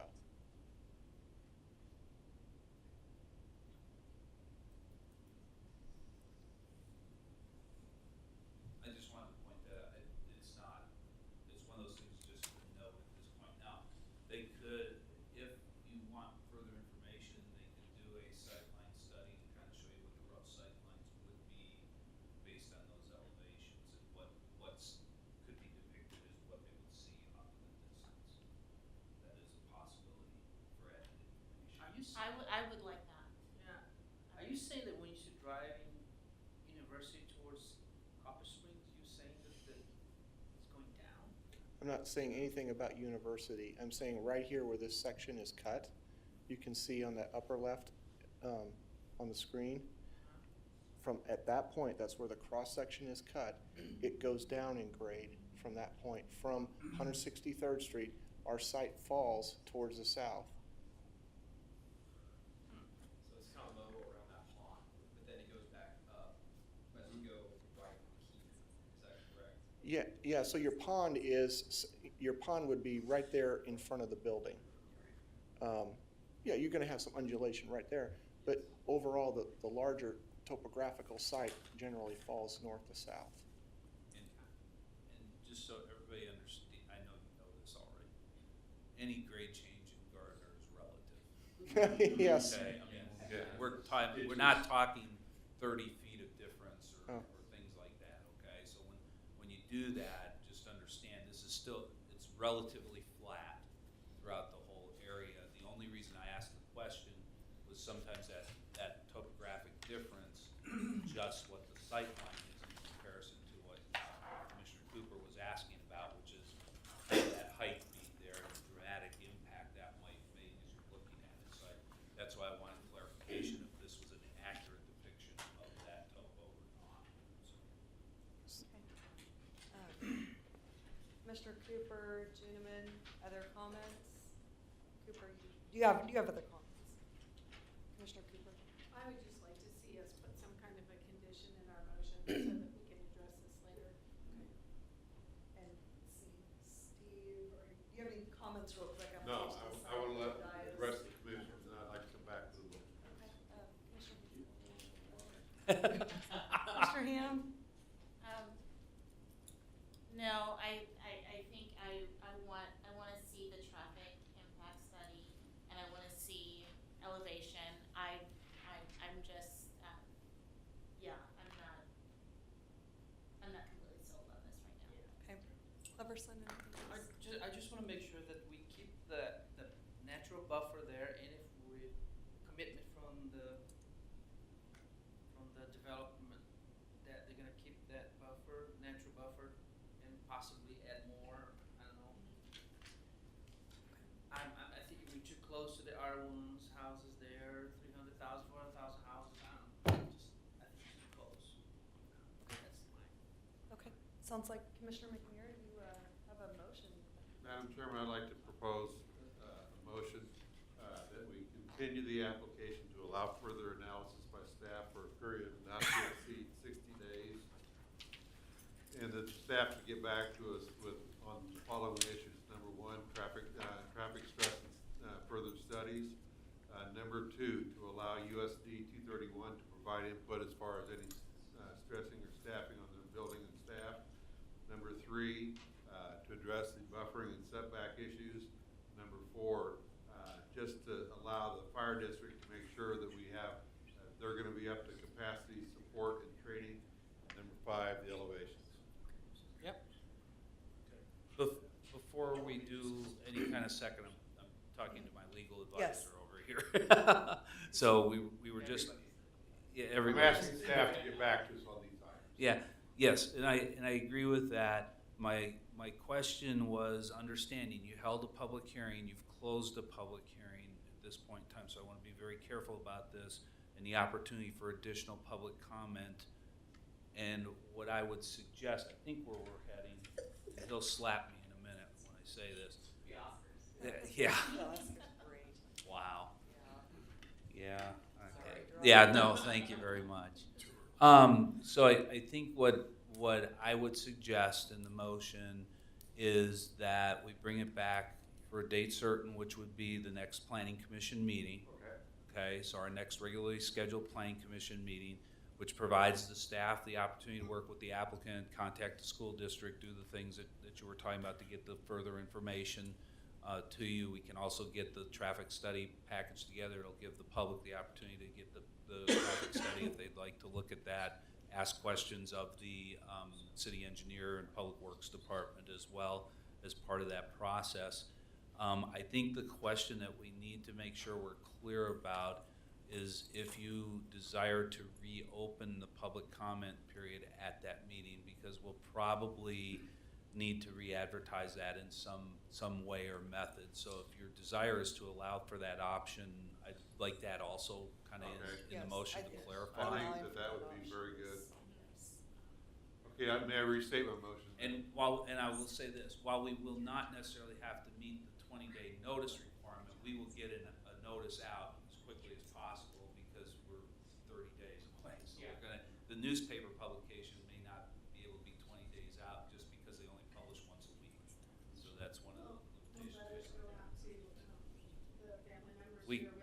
We can send letters out to the public again, to the people that are inside that buffer area. We can put together a letter that's basically saying the planning commission determined to table this till their next meeting. Upon getting further information, the public will be granted the opportunity to speak further at that meeting. We can do something. I'll get your wording for meeting. And Commissioner McNair, I didn't want to, I'm sorry for stealing Dave what you're doing. No. I just wanted to make sure that when you all come back, if you wanted public Yes. comment, you wanted to block from doing that, so. Well, that's additional information to the public. Okay. So I'd like to revise my motion to continue the application to the next regularly scheduled planning meeting on May 23rd. Pending staff update, we need input on traffic stress and routing, USD 31 input. Excuse me, April, I'm sorry. Oh, I'm sorry. April 28th. I'm sorry. I'm April 25th. April 25th. That was my bad. April Okay. 25th. April 25, pending staff input on the following items: traffic studies and stress, USD 231 input, buffering setback, fire district capacity support and training, elevations, and allow for a public hearing at that date. I'd second that motion. Okay, we have a motion made by McNair with a second by Hanson. Any questions on the motion from the commissioners? With that, I'll take a vote. All those in favor, please indicate by saying aye. Aye. Any opposed? Motion carries 7-0 that we continue this item to the next regularly scheduled meeting, which is That's why I asked. Going long tonight. Thank you. You're welcome. Thank you so We much. appreciate you guys coming out and speaking. Okay, one more item here. And that's item number 6. That is Here, FP Here. FP 22-05. final plat FP-22-05 Prairie Brook Villas, located north of West 174th Street along the east side of Kill Creek Road.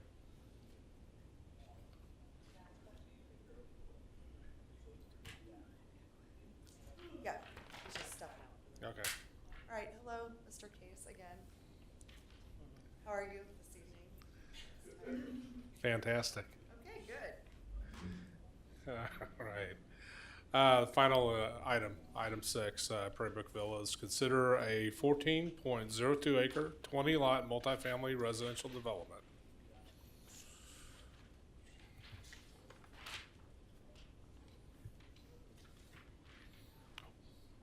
This subdivision is kind of an unusual case. The final plat was approved by the Plan Commission back in 2020 for 16 of the total 20 lots as presented on the original preliminary plat. That plat, I might add, was never recorded. Unfortunately, the developer was unable to proceed with their tax credit funded development at that time. Fast forward to this year, and the developer has been working with a syndicator for funding of the entire 20 lot development. Hence why we're coming back to you. Again, the updated final plat consists of 20 lots, 18 fourplex and 2 duplex lots on 14.02 acres. All infrastructure is available to the site. Sidewalks will be extended on both sides of the road within this development. Another change to the plat is that tracks A and B are to be dedicated to the city. We kind of had that clarified with the Parks Department at a later time than what the original staff report that went out to you guys. So just to clarify that, I wanted to add in this slide. So this tracks A and B are to be dedicated to the city. The final plat is in substantial compliance with the preliminary plat and the land development code and is consistent with the goals of the comprehensive plan. The request for the final platting is consistent with the established goals and policies of the city. Staff recommends approval of the final plat for Prairie Brook Villas final plat with the conditions outlined in the recommended motion.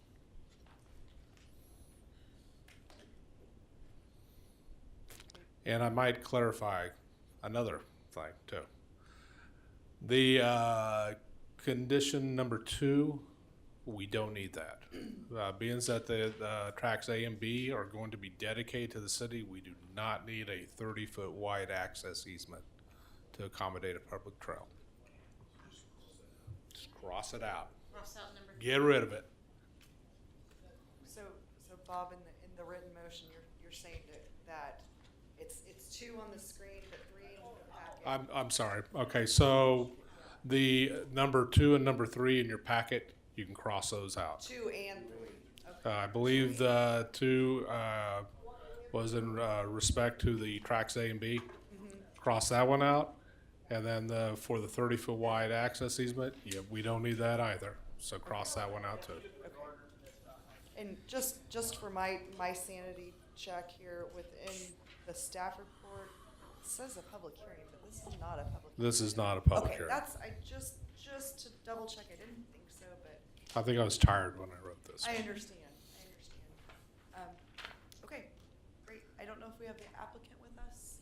We do, actually.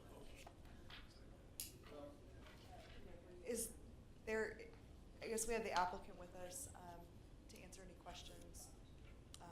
We appreciate you being here. I don't know if there's anything you'd like to specifically come up and state right now at this time.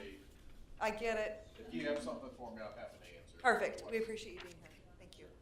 Okay, we'll now have commission discussion. Commissioner Cooper, you. Yeah, I mean, from the picture that was shown to us, what's A and what's B? Is it designated someplace? We didn't get any handouts for this one.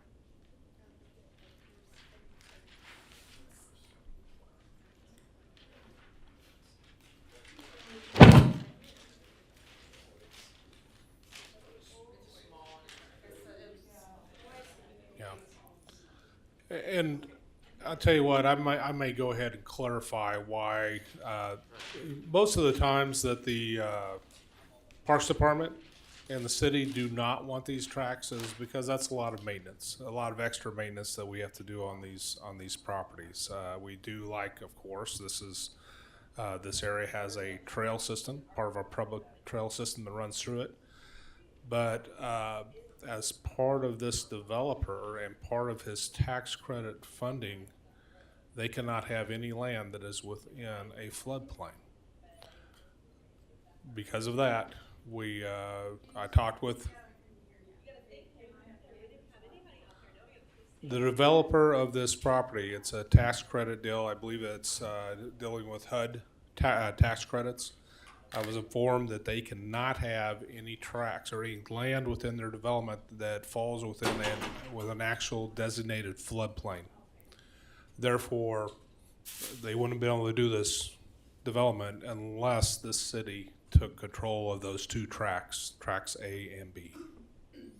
And the Parks Department agreed to that and have agreed to accept that responsibility for maintaining it. Thank you. No other questions then, Commissioner Juneman? Mayor? Good. Hanson? Ham? No questions. Cleverson? Okay. I don't have any questions. With that, I'd entertain a motion on this item. After review of application number FP-22-05, a final plat for Prairie Brook Villas, first plat, parcel ID CF221422-4007, staff report dated March 28, 2022, and final plat dated February 28, 2022. The Planning Commission approves the application with the following conditions. The construction plans for any utilities, infrastructure, or public facilities shall meet all technical specifications, and public improvement plans shall be submitted and approved prior to the release of the plat for recording, and recommends the governing body accept dedication of right-of-way and easements. Second. Yeah, second. Okay, I'll second. Actually, yeah, Cleverson was able to make a second. Great. Welcome. All right, so we have a, Just want to second. I think that's great. Any questions on the motion? Commissioner Cooper, I didn't know if you were gonna ask. Okay, great. All right, if we don't have any questions on the motion, I will take a vote. All those in favor, please indicate by saying aye. Aye. Those opposed?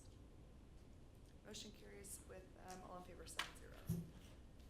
And with that, that's the end of our regular agenda item. I don't know if there's anything else staff has. Okay. Would Commissioner Cooper like to? Would you like to move? Would you like to for motion us adjournment? out? I'll make a motion that we adjourn. Oh. Second. Hold please. One sec. We just want to check that Dave didn't have anything. Oh, Sorry. Thank you. I'm a youngest staff, so just Thank you. for a second. don't worry. Oh, please say no, Dave.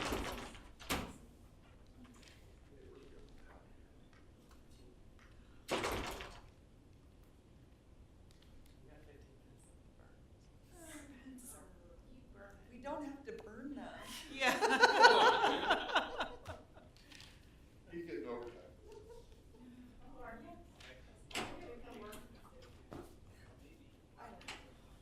They're not letting dinner. Well, that's Oh, he's locked Second. out. I'll second in all favor. Thank you. Sorry. That's all right. I was trying to talk to both the neighbors and the. I know, we were getting right to, we've got we a, had a motion to adjourn. yeah, Did you really? we Yeah. did. I have one item. Okay. And it's quick. Okay, So, what has dawned on me with this particular agenda is that there are a number of these items that we can place on the planning consent agenda. And the items that we can do that with are really the final plats and final development plans. If they are substantially the same as the preliminaries that have already been approved, there's no public hearing, there's no real public discussion. And if it's on the consent agenda, you all still have the you still have opportunity the that if you want to opportunity. pull it off, Materials, right, you still Move it have on. the- you can pull it off to ask questions. Absolutely. And do things like that. That would have I think removed that would That's good. be a one, really good, two, three, yes. four. From tonight's agenda, that would have removed 5 separate motions that you made and would have consolidated it into the consent agenda. I think that. Which is- allows more time then for Syntactic. discussions like this. Yeah. That we need to have. Definitely general. So if you're comfortable with that, we'll start targeting that in the future. Yeah. He's already, I told him about this. Yeah, halfway through the that would be meeting. great, because we're still gonna get the staff report, we're still gonna get the material. It's just gonna be on the consent agenda with the opportunity And if anybody wants to to bring bring it it on on to the regular agenda. agenda. Commissioner Mayor did a Yeah. great job of keeping us moving Yeah. forward. Yeah, It's you just- did. It's moving your administrative functions onto a consent agenda. I think that is Yeah. fantastic. And you did, tonight, did a good job. I know I interrupted a few times, which I don't want to step on anybody's toes, but it's that idea of when we have public here, and especially really 1, 2, 3, 4 of you are relatively new. I mean, this is probably the most complex agenda we've had in a while.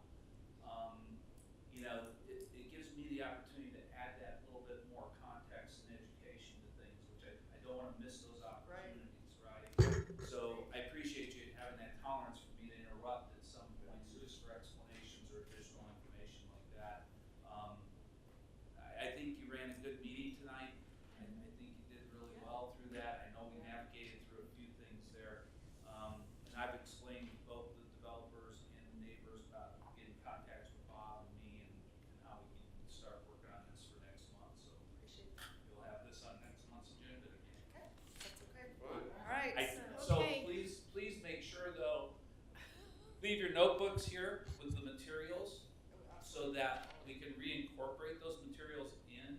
If you should have gotten the communication with the electronic link, so all these materials are available in the interim if you want to read things and get additional information.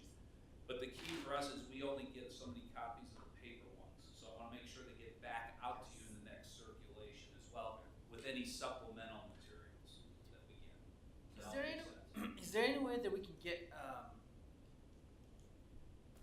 the maps? Because there was a time that we were looking at the elevation. Yes. It was on the screen. Is it a way that you guys can put everything on the screen, or? We'll look at the technology to see if we can put the packet, and then if we need to go to that, we can maybe go that way. Because one of the problems is I've instructed staff to try to keep their presentations relatively short for you. And so a lot of times they're not going through every exhibit or every item. Okay, that's fine. But that doesn't mean we can't have it kind of queued and then switch from like the PowerPoint presentation maybe to that item. We just got to look at how that works. That was really good to actually visualize, To see it. the elevation and the buffer, and that was Well, really and especially up here, handling the paper documents is That's what I thought. almost impossible. Well, So, yeah, it is what I heard. yeah. The hard part with the screen, the one thing we may not be able to do is zoom in and out. So if you want to look at something really close, we may not have that ability. So, I think Commissioner Cooper was going to ask something. So did you have another? I was gonna ask quickly. Yeah, she was excited. She made the motion to adjourn, and I can't remember. Did we have it? We had a second by I'm done. McNear. And okay, I think You already adjourned yet. I know we can take that vote. So all those in favor to adjourn, please indicate by saying aye. Aye. Aye.